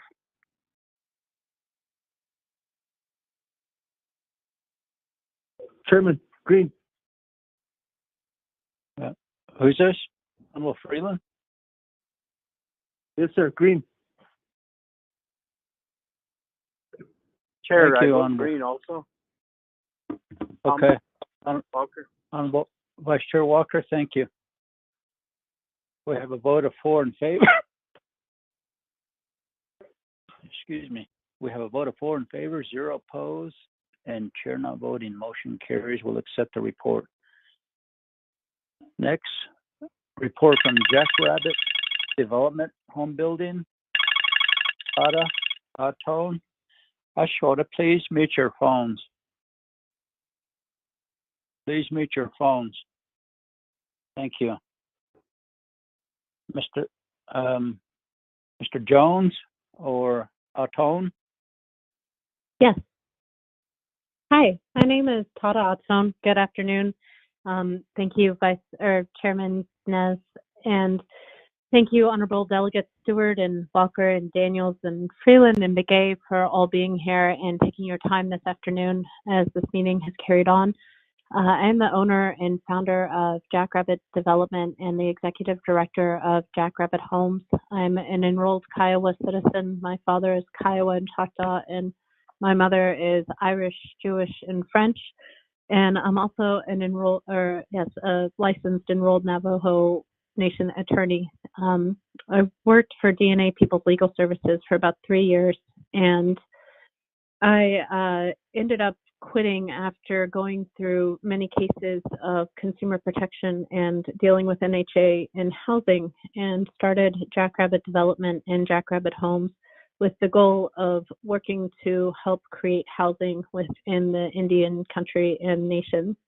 And today on the phone with us, Mr. Jones had to get off, but I also have our business partner, Keith Nichols, who is the owner of Quintus 3D. Do you all have the presentation in front of you that we sent this morning? I know there had been some issues trying to get it through the system. Shami, was it able to come through to you?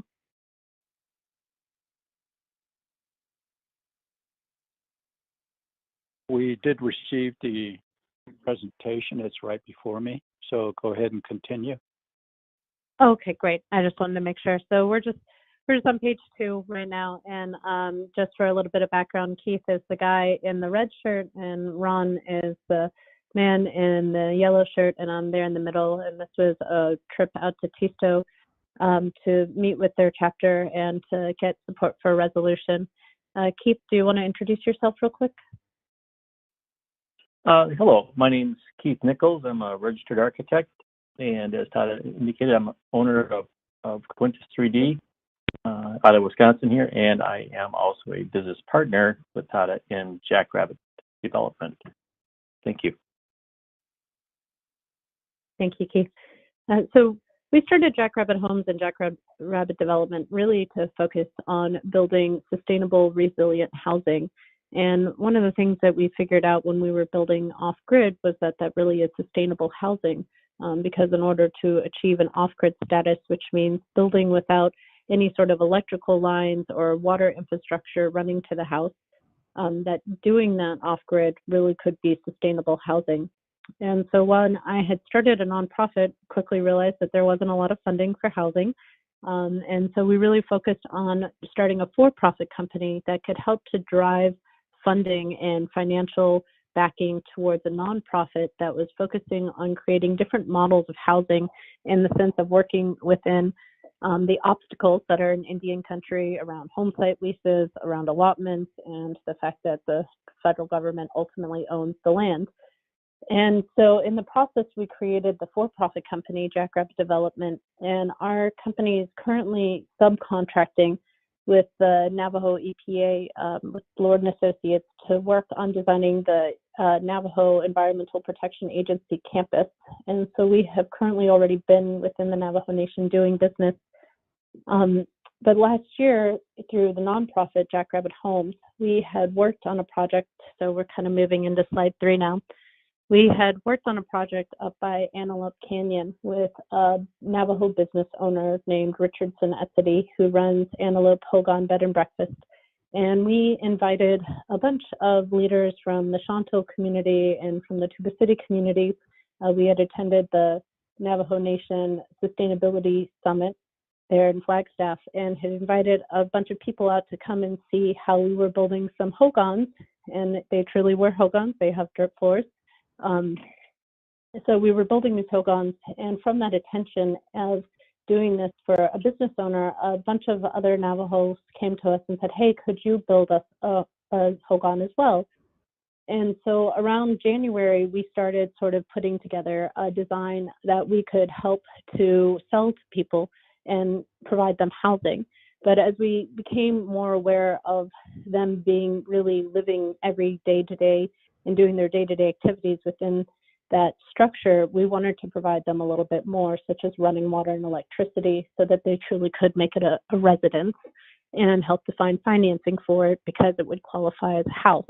And so About that time, COVID hit, and we kind of stalled in our project. But in the process of doing something else, because I also work of counsel for a law firm there in the Navajo Nation, I became aware of what was happening within the Navajo Nation around the CARES Act funding, but also around the massive spread of the disease and it being linked to the lack of running water and the lack of running water within the community, but then the overcrowding of housing. And so when we have lots of people crowded into houses, it was spreading a lot faster. And so that really became the impetus for us to ramp up our design and say, well, we have something we've already sort of been working on that we could take to the next level to provide running water and electricity into homes, into these units, and these could be used and built fairly quickly in order to help alleviate the situation that was occurring within the Navajo Nation and the spread of the disease. So one of the reasons we think that this is really important for the Navajo Nation in particular is about investing in the community. And as we all know, and I won't bore you all with the intricate details of housing and education, but housing really does impact our health, our education, our finances, our environment. It really has a massive impact on the people, on the quality of people's life in general, but also on where we can build our nation and our communities in order to push them forward to be not just surviving, but resilient and thriving within the current situation that we face, not only just within our world and the COVID situation, but within our world with climate change affecting us in many different ways. And so within these units themselves, they're really designed to be a long-term investment in the sense that they provide running water using the resources that already come to the community. Running water falls on the Navajo Nation, but it runs into the washes, it flows off, and then we deal with it going off and dealing with water rights settlements. And our homes catch the water themselves into the roof and then recycle it through the system. Then as far as impacting in education, a house can really help people accelerate within their educational attainment.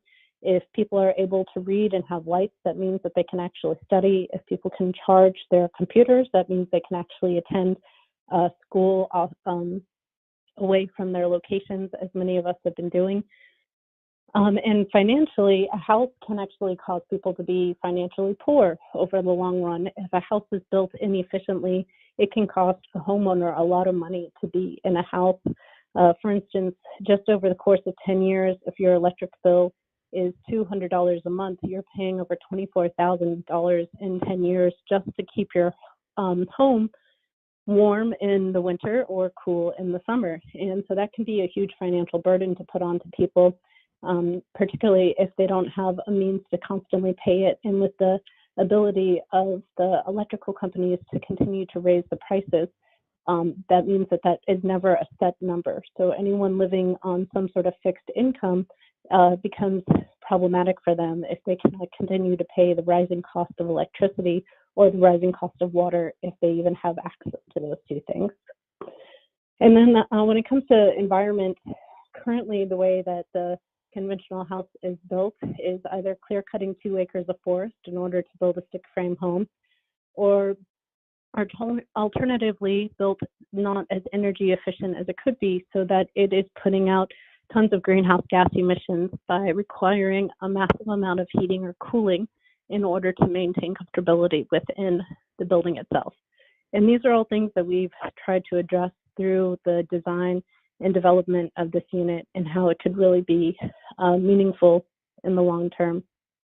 On slide 5, we really wanted to again touch and talk about water, because water really is the key to life in some sense, and we know water is sacred. And while we can't live without, we can live without energy in some sense, we cannot live without food, water, and shelter, absolute necessities to survive. And when we focus a lot about talking about clean energy, we don't spend as much time talking about clean water and having access to clean water. I lived in Chinle, working for DNA People's Legal Services, and the water that comes out in Chinle smells of sulfur It literally stains everything orange and rotted out my child's teeth when she was just 2 years old, and has rotted out many of the community members' teeth, as far as I could tell from talking to a bunch of people. And so not only is having access to water important, but having access to a clean water source is incredibly important. And that is one of the things we tried to ensure could be delivered through these autonomous octagon units, is delivering clean water that would help people in their need to wash their hands to reduce the spread of COVID.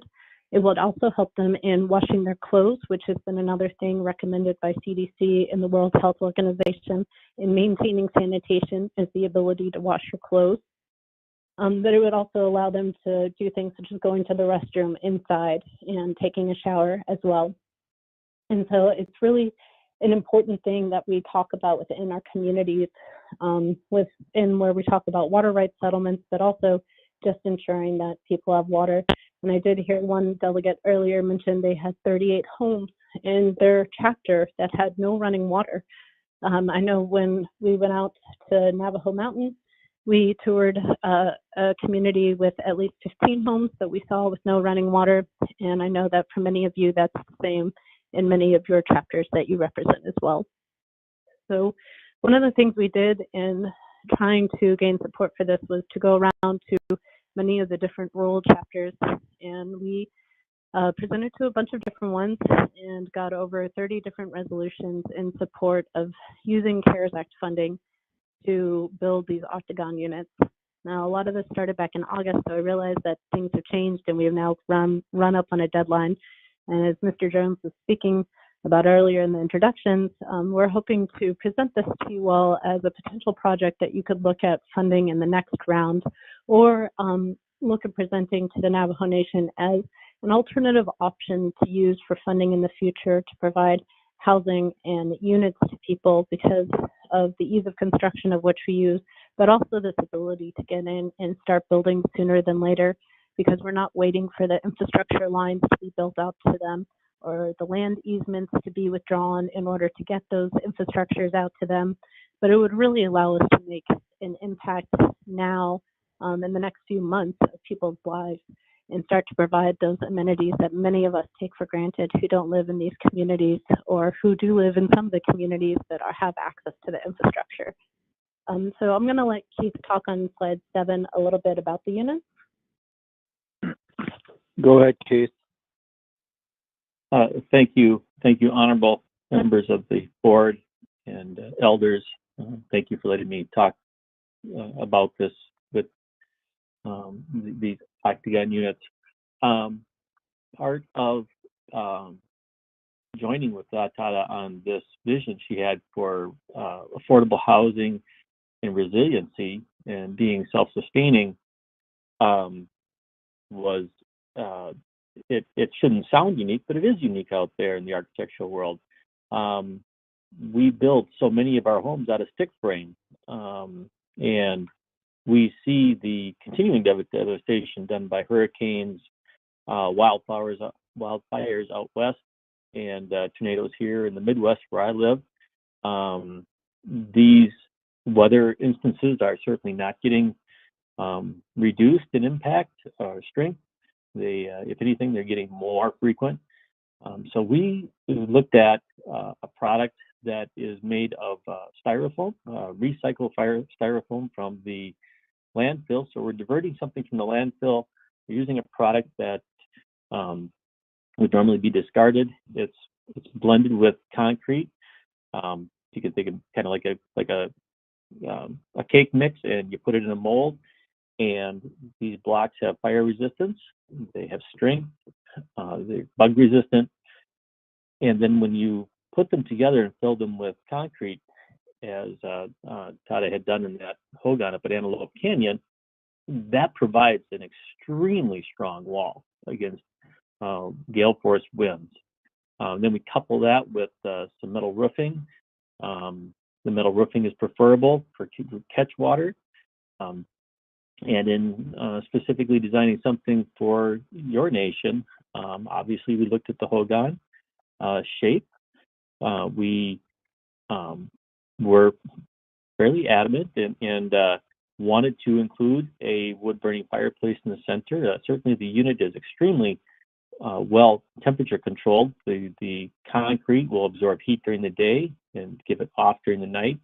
So it keeps the home very well in a climate zone that's comfortable. As Tada had indicated, we had visited Navajo Mountain. They requested us to come up there, and we did. And we had a wonderful time with them, but also got a clear understanding of the struggles that being off in the distance, although the scenery is fantastic, getting there and getting to your home can be quite a struggle, and getting materials there. So the home that I was able to visit and get into and walk around, slightly from the owner, they had a huge wood pile outside for their wood burning stove in the center of the home. And looking up at the ceiling, there was absolutely no insulation, nothing. So in my mind, I walk away with the impression that, and probably the reality that they spend a lot of time and money and energy gathering wood or having wood brought in and then having to bring it into the hogan, because the envelope of the structure is not suited to take care of them as they get older. So some of the goals we had was of course the strength with the concrete, higher R values to keep in the heat and keep out the heat during the summer. ADA accessibility is something we wanted to look at. Being able to stay in a home longer as you grow older, if you need a walker, a wheelchair, or assistance, or even if you have some medical need when you're younger and you need to be in a wheelchair temporarily. These things seem to make sense to us. Electricity, power, we talked about that. Putting in solar power with battery backup so that individuals have backup energy and lighting and power for stoves, water pressure tanks, and things like that is also critical, as Tada was saying, for quality of life and as you grow older. And then our units actually looked at with the water collection system. We have a large glass wall, the more rectangular shape of the home, and along that wall is a growing bed, much like the earthships over in Taos, where we run the water through, the gray water through to filter it. And those plants can be plants that provide food or just refreshing air within the home. So they could be peppers or tomatoes or whatever, could be growing inside the house year round. So really our strategy was to provide a home that can be off-grid, supplies you energy as well as water, and protects you, and can also carry you into your older years as you may need ambulatory assistance. And also trying to maintain some of the historical significance of the structures you've always enjoyed as youth. I think that pretty much covers it, Tada. Thank you very much for your presentation. Honorable members of RDC, I'd like to establish a motion and a second.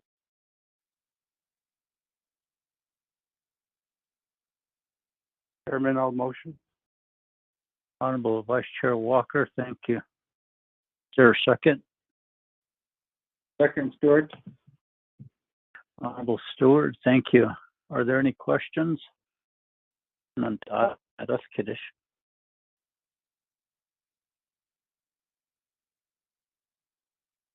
None? Just a comment, Chair. Okay, go ahead. Thank you, presenters, for Jackrabbit. And this is Delegate Stewart, and I know that we were in conversation before, and I thank you for assisting me at that time. And right now, we did forward some information to executive branch as well for their assistance and finding a way to work with the families that we have with the 4 chapters out here, along with, I know there are other chapters that have reached out to you as well, and the information you have provided to those chapters is probably has been as it was to me at the time, and I hope that we can work together in the future to provide these types of homes for our community members. And as I stated at the time we talked, it's not only for the elders I'm looking at. I'm also looking at those adults and those young families out there that are struggling to make a living out there, struggling to get out of whatever living condition they have, whether it be with a parent or whether it be in a rundown home or even in cardboard boxes. And I did share that with you that, we do have community members like that out here in the area. And it was really sad to see them in that way. And, I look forward to working with you and your group in the future as well, and knowing that, we do have this across the nation that where individuals need these types of homes, and also to help them to be more sustainable in their communities, and to where, it would be off of, using what we strive for as well, and the capability to have it ADA accessible, because these families, they do have special needs, some of them, and it is hard to find contractors with that certification to do that and to work with the nation in that way. At least from my area, I see it like that. And, the homes are very nice. So I thank you for the presentation, all of you, what you have presented today. So that's all I want to say, Chair. Thank you. Thank you, Honorable Stewart. Any other comments or questions? Not, let me give a little bit of time back to Tata. Great, thank you. I was actually hoping I could respond to Honorable Delegate Stewart's comments. Thank you so much for that encouragement and that positive word. I really do appreciate it. One of the things that we had tried to set up through that collaboration of a nonprofit and a for-profit was that we kept seeing this sort of barrier for people in order to, young families, young professionals, for instance, like myself. I'm a licensed attorney and spent a year trying to find a house for myself and my daughter to live in so that I could work within the Navajo Nation. And I'm very aware, because I've experienced it, what those families are going through. But I had multiple people reach out to us through Facebook and say, I'm on a NHA 4-year waiting list for myself and my child to get a home. How can you help us? And so what we had really tried to hope was that by we could knock out 2 birds with 1 stone, essentially, by saying, great, if we can sell these units to the Navajo Nation as a way to help relieve with the COVID, we can then hope to take that profit and fund and stand as a middleman between the 184 HUD loans, which can be for some people unobtainable in certain situations, or they have had trouble working with First Lending Bank or other CDFIs in the area. Unfortunately, Navajo CDFI doesn't do 184 loans. They send them all to First Tribal Lending. So what we were hoping through our nonprofit was to then be able to be that funder for people to get mortgages through in order to get the units themselves, because we do see it as a situation where, on the one hand, the government is looked to for government subsidized housing, the tribal housing entities such as NHA, and they're getting funding for that.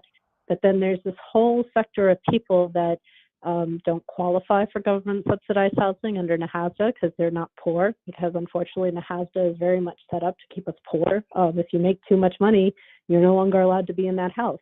And so that's a problem. And we saw that as an opportunity through our nonprofit to say, hey, we can work. And we've been establishing relationships with other CDFIs and Indian Collective to be that entity that can help individuals obtain housing and using a different mechanism than the current options that are out there, such as 184 or waiting for NHA to get to them 5 or 10 years down the road. Thank you so much. Thank you. Honorable members of RDC, any other questions, comments? None. We'll go ahead and accept the report. Honorable Freeland, how do you vote?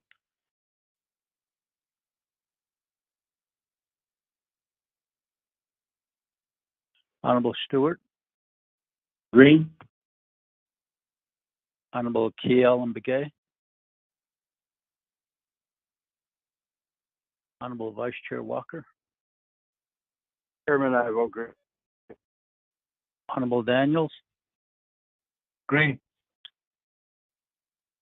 Honorable Freeland. Green. Thank you. Honorable Begay. We have a vote of 4 in favor, 0 opposed, chair not voting. Motion carries. We'll accept the report from Jackrabbit Development. Thank you very much. Thank you very much for your time. Thank you. Thank you. You're welcome. Next, Toachi Energy Center Project, Hydrogen Research Project. Presenter, Mr. Sam Woods and Mr. Chris Deschini. You have the floor. Thank you, Mr. Chairman and honorable members of the Resources and Development Committee. We are here to talk about a project that we're doing in Toachi. And there are 3 things that we're going to talk about. One is just the background of the Energy Center project. 2, the main reason in presenting this report, which is in support of a request for a legislation, and that is in regards to a DOE grant that the Toachi chapter and Tosudo is working on together in applying for federal grant funding from DOE. And then lastly, just to address the resolution itself in terms of what the project that we're doing in the next steps. And so we'll share that to you as we go along with this project. So first, we're appreciative of the time, and we are going to be using a presentation that was sent to you. And for the purposes of just following along, I'll use the header to guide us on our discussion. So as we introduced, Sam and myself are working together with our group. Tosudo is comprised of 5 Navajo professionals who make this group a Navajo-owned, veteran-owned, and woman-owned development company that's working for the benefit of the communities. Sam Woods, engineer, Dr. Suzanne Singer, an engineer as well, myself, an engineer and attorney, Stanford Lake, a structural engineer, PE, and then Steve Gunderson, finance and investment advisor with a strong background with his MBA. All of us have over 100 years of experience, each of us with 20 years in the industries, working from natural resources, energy, development, and then, of course, working with tribal governments and all the departments associated. The slide that says our overview capability statement just talks about things like our mission and our vision, as well as provide some business information and our core capabilities. As you can see, I've shared a number of these things. Our business is really working to bring infrastructure to support tribal or Indian country economies, and we're looking to be the best at that business. The next slide talks about the energy project. We are hoping that a project that focuses on a community-driven food, energy, and water nexus ecosystem project would be a model that we can replicate through not only the nation, but also throughout Indian country. If you look at slide 6, which says the schematic, there's essentially 4 quadrants, and all of it really stems from the base, which is the water. And so in the center there, you have the nexus or the crossovers between each of these 4 main areas: water, energy, food, and then other uses, including STEM and education. With regards to the water, we know that there's going to be some work that is tied to geothermal and treatment that would support a larger system that would feed into water tanks, heat exchanger, and then for this project that we're going to talk to you about, electrolyzer that really looks at using water to separate to develop hydrogen gas, and then using that green hydrogen for generation.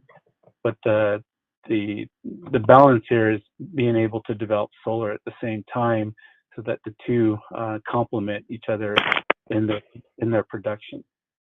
If we look at the food quadrant, we also took into consideration the community's needs of developing not only clean, green, efficient projects, but also supporting business development with regards to a nursery, and then building out geothermal greenhouses that will provide a source of food in our food desert, which is the Navajo Nation. And then, of course, we also took into consideration other uses from the community that refer to livestock, education, STEM, and then there's even this recreational component, which is a hot springs. So this is the kind of the schematic of the overall project.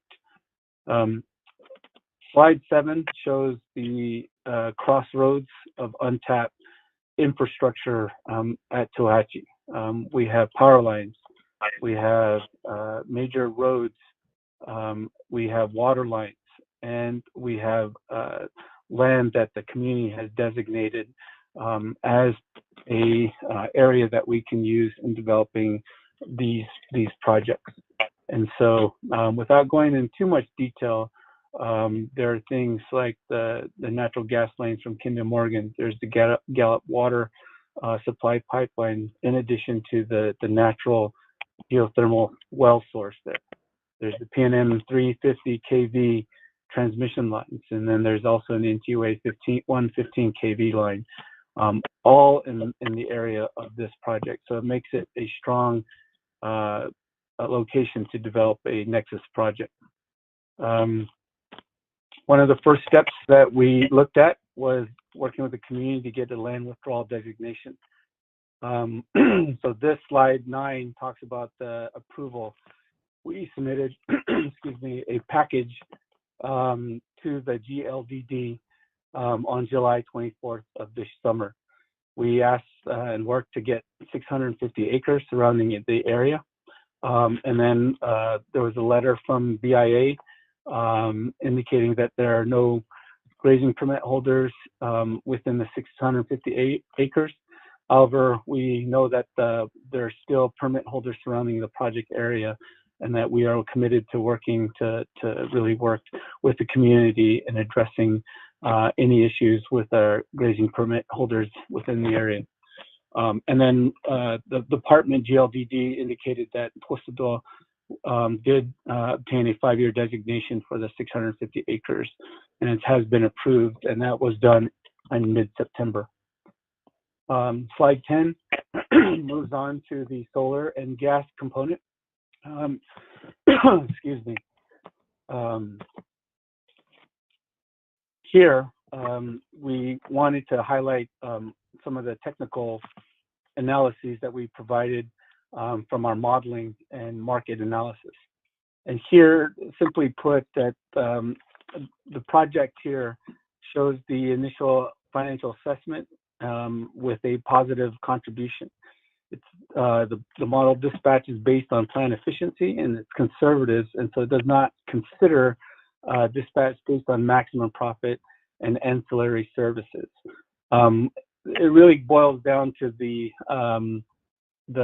two charts here, and basically says that the plant and the projects combined are profitable, and that they will generate revenues. And you know, we have highlighted a worst case scenario and a best case scenario for the span that we think that the project would be in operation. Slide 12 is the particulars on the solar project. We think that we will start off on that 650 acres with 70 megawatts. This slide on 13 is the single line diagrams of the transmission infrastructure. So you tie in Four Corners, San Juan, and McKinley substations and power plants, and you begin to identify where we think the connections and the interconnections would be for not only the solar, but also the combined cycle gas turbines that we're looking at. And so it's a little bit technical, but it really just shows that there's places for us to tie in. Slide 14 talks about our relationship with DOE, Los Alamos National Labs, and their research on the Toachi hot springs. We obtained a grant as depicted by slide 15 that talks about really some answers. The grant was to understand the geothermal resource and then use that data to do a follow-on study that we're in the process of completing at the moment. The conclusion from the study that Los Alamos discovered was that the reservoir is substantially large for the long-term production, so that water is in abundant quantities, and that there's other information such as porosity, recharge area, and recharge rates that need to be studied in more detail under a phase 2 grant, which we are working with the National Lab on obtaining. So we're getting all the details on that. Slide 16 talks about the hydrogen project and the main reason why we are here today. We are calling it TH2, which is a innovative technological platform of using hydrogen to re-electrify the current fossil fuel infrastructure. So it's really a leap across the traditional forms of generation. The concept is really to use an electrolyzer. In this case, this information that is shown shows a particular model called a stylizer. From there, we really use a number of things to create the hydrogen, which then is put back into a source, whether storage or used to compress and then sent out. But the overall work of the generating facility is to re-electrify and then provide grid stabilization for the region, as well as support the solar project that would come down the line. So there's some details there. We can talk about that if you have questions about it, but it's just really a lot of engineering work. The bottom line is that the capacity is there, the water's there, and we even have potential to partner with the Navajo Nation through Intiway's water line that is moving through the Toachi region. So the summary of the project. This is on slide 18. There's a project summary, the issues. We know that there's some challenges with that. The solution is really to look at a green commodities coupled with tech jobs and an institutional center for creating on the education. And we're working really to build this food, water, energy nexus project on these lands that the community designated. So the infrastructure is there. The trends show that technology is moving in this direction. We know that customers are seeking clean energy projects, and we know that the hydrogen market is evolving for transportation and storage. But for our intentions, the nation's hydrogen production is positioned. The nation is positioned for re-electrification and grid support. So this is just all to say that there's a lot of positives for the project. Here's on slide 19 talks about the hydrogen value chains and outlook. The main takeaway here is that hydrogen is growing. If you look at the diagram, there's a note up there that says 40% of the market is California driven. So we know this because we are following the developments not only with California, but also the large tech companies that are addressing hydrogen development and production. We know that folks want generation, but they want clean generation. And we know that other areas, for example, even in New Mexico, with its new Energy Transition Act, are looking at new sources of generation, or what they call green sources. And so the project site location in Toachi provides a strong potential for that. As I mentioned, slide 20, energy demand impacts from New Mexico. We have the ETA, the Energy Transition Act, and they have a statewide renewable mandate by 2030, which is 50%, 2040, 80%, and 100% by 2045. So if we put this bullseye on the center of Toachi, we have that this location provides for an energy source that, if I get this right, is sorely needed given the existing energy that is available in this region. And we know that Four Corners, San Juan, other entities that are looking for development of solar in the region need support. So Toachi is in a unique position for developing a generation project using gas and hydrogen. And so, and that is all in support of what would be favorable policies coming out in New Mexico. So the slide 21 is the essence of this presentation. So while we're putting together the project, we're doing all the project development, we are also looking for the funding opportunities. And the community has asked us to look at a number of sources with federal programs. And in particular, we have looked at the Department of Energy's FOIA, which talks about energy technology deployment on tribal lands. And you can see the red lines that talk about deployment of community scale energy generating systems on tribal lands. That is where this project will fit. But there is one major issue. At the bottom of that section, it talks about a tribal resolution is required. All applicants are required to submit an applicant tribal resolution or declaration. This conference has reached its maximum duration and will end in 1 minute. Mr. Deschaney?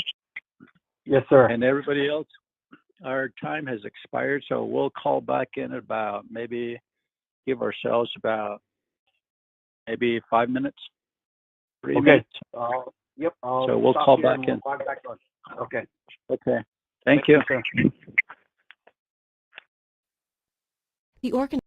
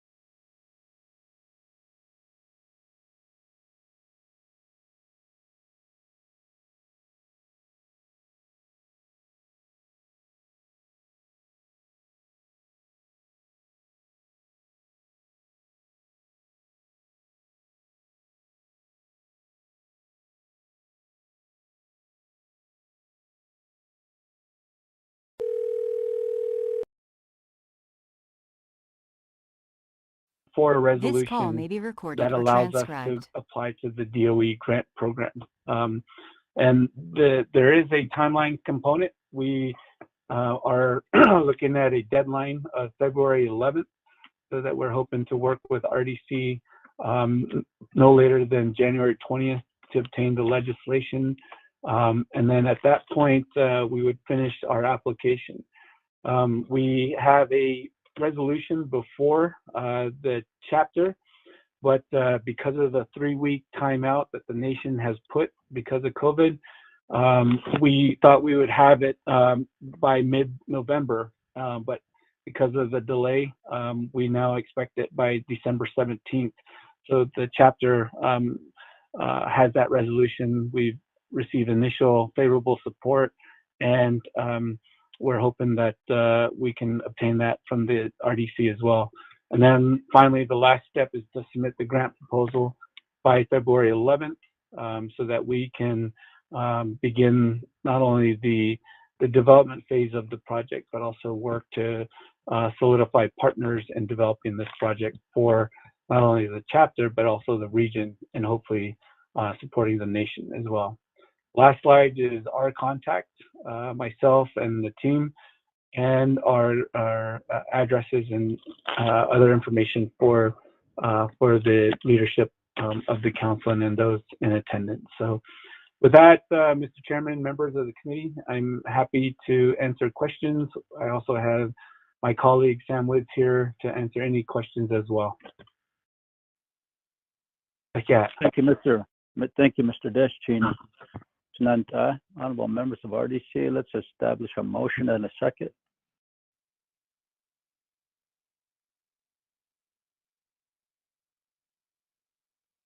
Motion, Shug. Thank you, Honorable Stewart. Second by?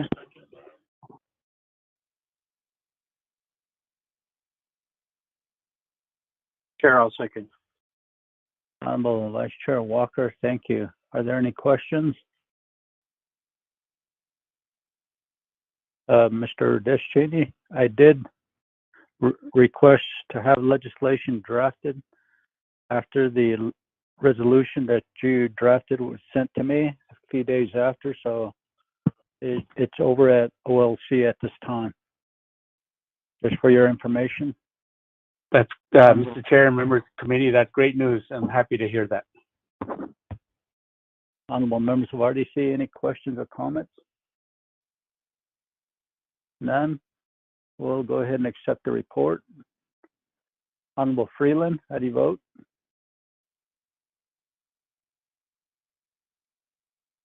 Honorable Stewart? Green. Honorable Kialam Begay? Honorable Vice Chair Walker? Chairman, I vote green. Thank you. Honorable Daniels? I vote green. Thank you. Honorable Freeland? Green. Honorable Begay? We have a vote of 4 in favor, 0 opposed, chair not voting, motion carries. We'll accept the report from Mr. Deschini. Thank you. Thank you. Oh, Biga. Next is WSR Insurance, Mr. Aaron Senegini. You have the floor. Hello, Yate. This is Aaron Senegini with WSR Insurance. I'd like to thank the chair and rest of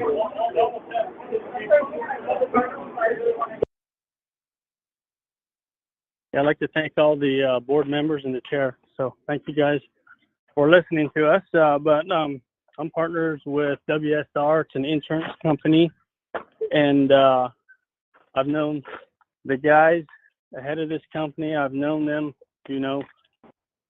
almost for half my life, and they've become family with me. So that's how we do our business. And we have a Navajo agent, Brittany Begay, and also Dugan Kelly. They're our agents for us here in Arizona, and we have Jim Van on the line also. He's my partner in this company, so I'm going to let Jim kind of give an introduction about our company. Go ahead, Jim. Thank you, Aaron. Chair, thank you very much for having us. WSR is Rafe, Scarlett, and Randolph. And Sir, could you identify yourself? My name is Jim Van, owner, one of the owners of WSR. Thank you. Welcome. WSR, just kind of give you guys a background about our company. It's the full name of it is Rafe, Scarlett, and Randolph. Transitioned a couple of years ago to WSR, but we're located in Northern California, in Woodland, California. We've been around since 1917, and because of being in rural California, most of our business is all based around the ag business for insurance purposes.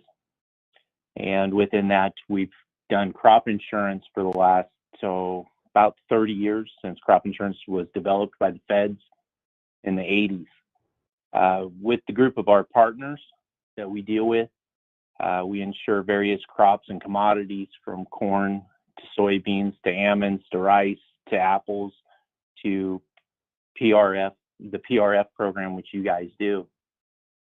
Combined total premium that we manage and handle risk for our clients is a little over $400 million in premium.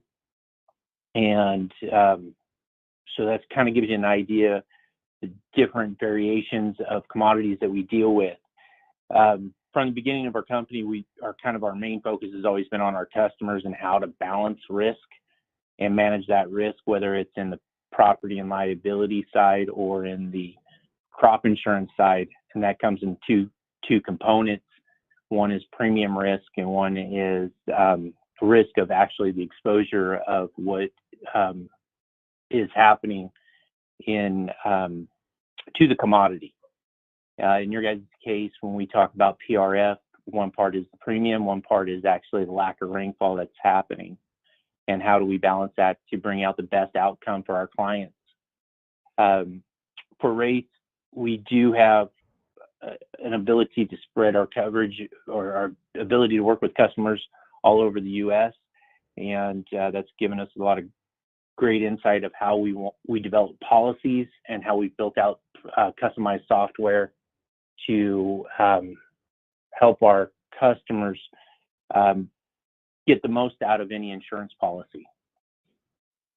Today, we have Brittany Begay on the line, and she's going to kind of go over some numbers that she's kind of developed for you guys to take a look at what we think we can help you guys with on your guys' program. Brittany? Yeah.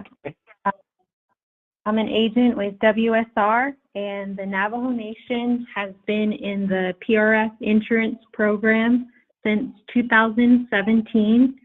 So we have done a side-by-side comparison between our company and your current insurance provider's policy based on the last 4 years to the end of this October. The PowerPoint presentation, and okay, could you pause one moment, please? Please pause one moment. Everybody that's on the RDC teleconference meeting, please mute your phones. Please mute your phones. Thank you. Go ahead, Ms. Begay. We sent out a PowerPoint presentation, and the information I will be covering is on page 7. So since you've been insured, you have received approximately $50 million in claim payments from your current insurance provider. Based upon how we would have set up your policy, we would have increased your overall claim amount by $20 million with a total claim amount of $70 million. This is just based upon insuring the same amount of acres as your current insurance provider, which has been approximately 10 million acres. And just going over the last 2 years, this year you received approximately $12 million in claim payments to the end of October. And with us, you would have made $14 million. In 2019, your current insurance program, you had to cut a personal check for $6.9 million. And in the same year with our company, you would have received a claim payment of $1.7 million. This year, your premium cost was $16 million with your current provider. And comparing our costs, they would have been cheaper by $4 million for a total of $12 million. So the bottom line is that we would have cost less with less risk, and you would have received a higher return in claim payments. I'm from the Navajo Nation, and we want this business to stay on the Navajo Nation. You already know that the program works. We just want to create a better policy because this is our nation and we have the best intentions for our Navajo ranchers.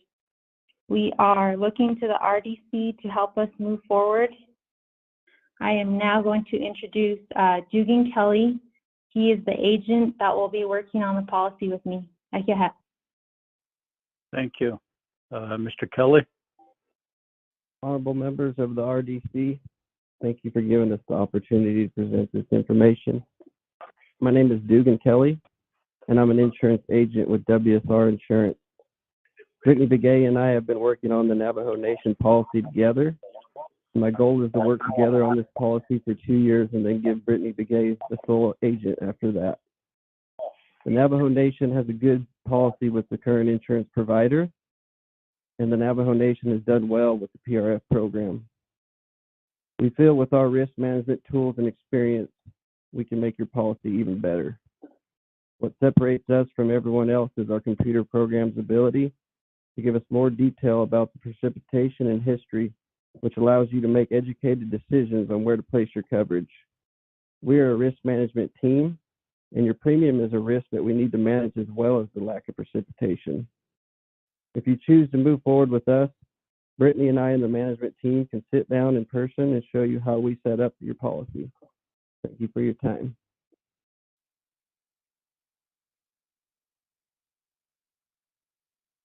Now, open the floor to any questions. Thank you, Mr. Kelly, Mr. Stanagini, Mr. Van, and Ms. Begay. Honorable members of RDC, I'd like to establish a motion and a second.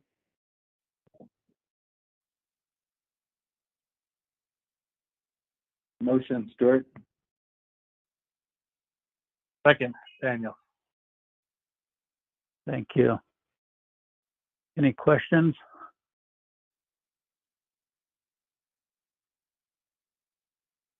Comment, Chair? Go ahead, Honorable Stewart. Okay, and I know that this came up last week or a couple of weeks ago when we had Department of Agriculture on the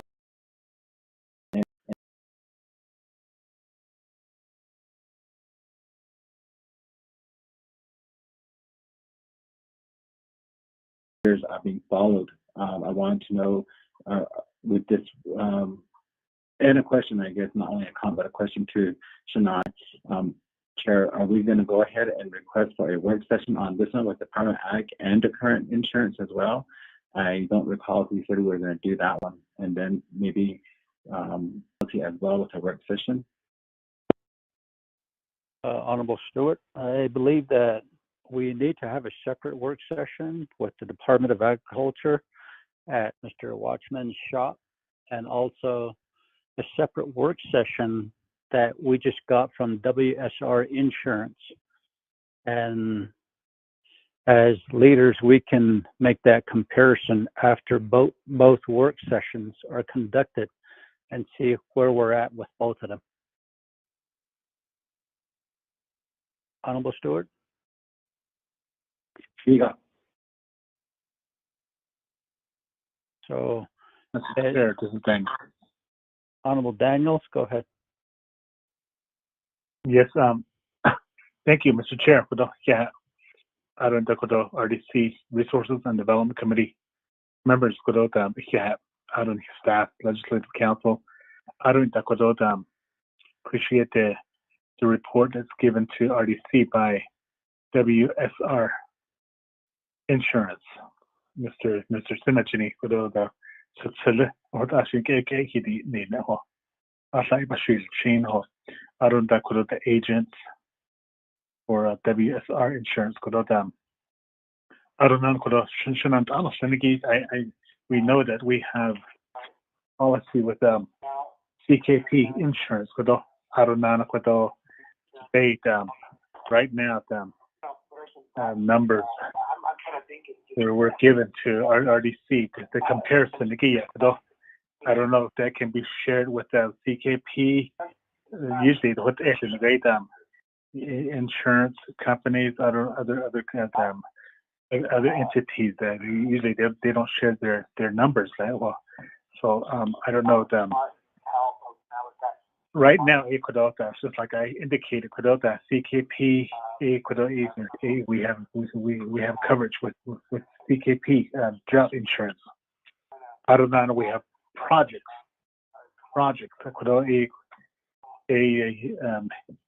Utilizing some of the funds that were paid to the Navajo Nation for 3-4 years. Based on projects like windmill projects and also earthen dams. For that, called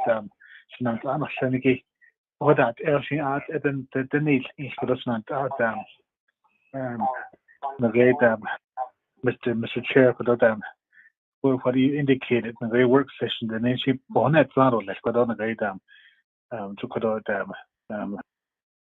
WSR joint his back. So, Mr. Chair. Thank you. Okay, thank you, Honorable Daniels, and also Mr. Senegini. This WSR Insurance, you only have a few slides on here, and I believe we would want more information as to who WSR is, what they do, and any information that we would need for a work session, which might last at least 3 hours. And like today, it's just a report.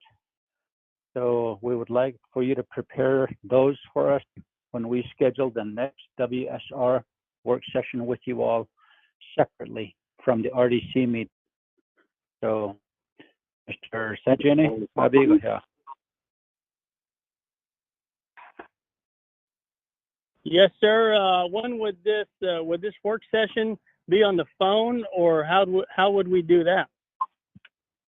It is the only way that we conduct our meetings with the new norm under the pandemic. That's what we do, is schedule most of our leadership meetings, our teleconference, regular meetings, and work sessions on teleconference. Okay, Mr. Chair, what date are you looking at, so we have an idea?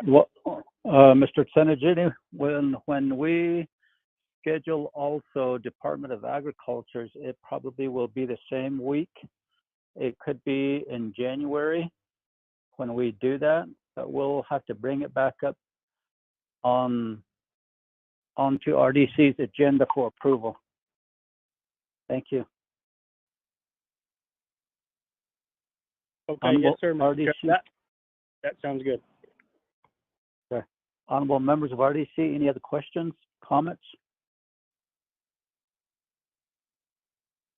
Then, we'll go ahead and accept the report. Honorable Freeland, how do you vote? Green. Honorable Stewart? Green. Honorable Begay? Honorable Walker? Vice Chair Walker? Chairman, I vote green. Honorable Daniels? Green. Honorable Begay? We have a vote of 4 in favor, 0 opposed, chair not voting. We'll accept the report from WSR Insurance. Thank you very much.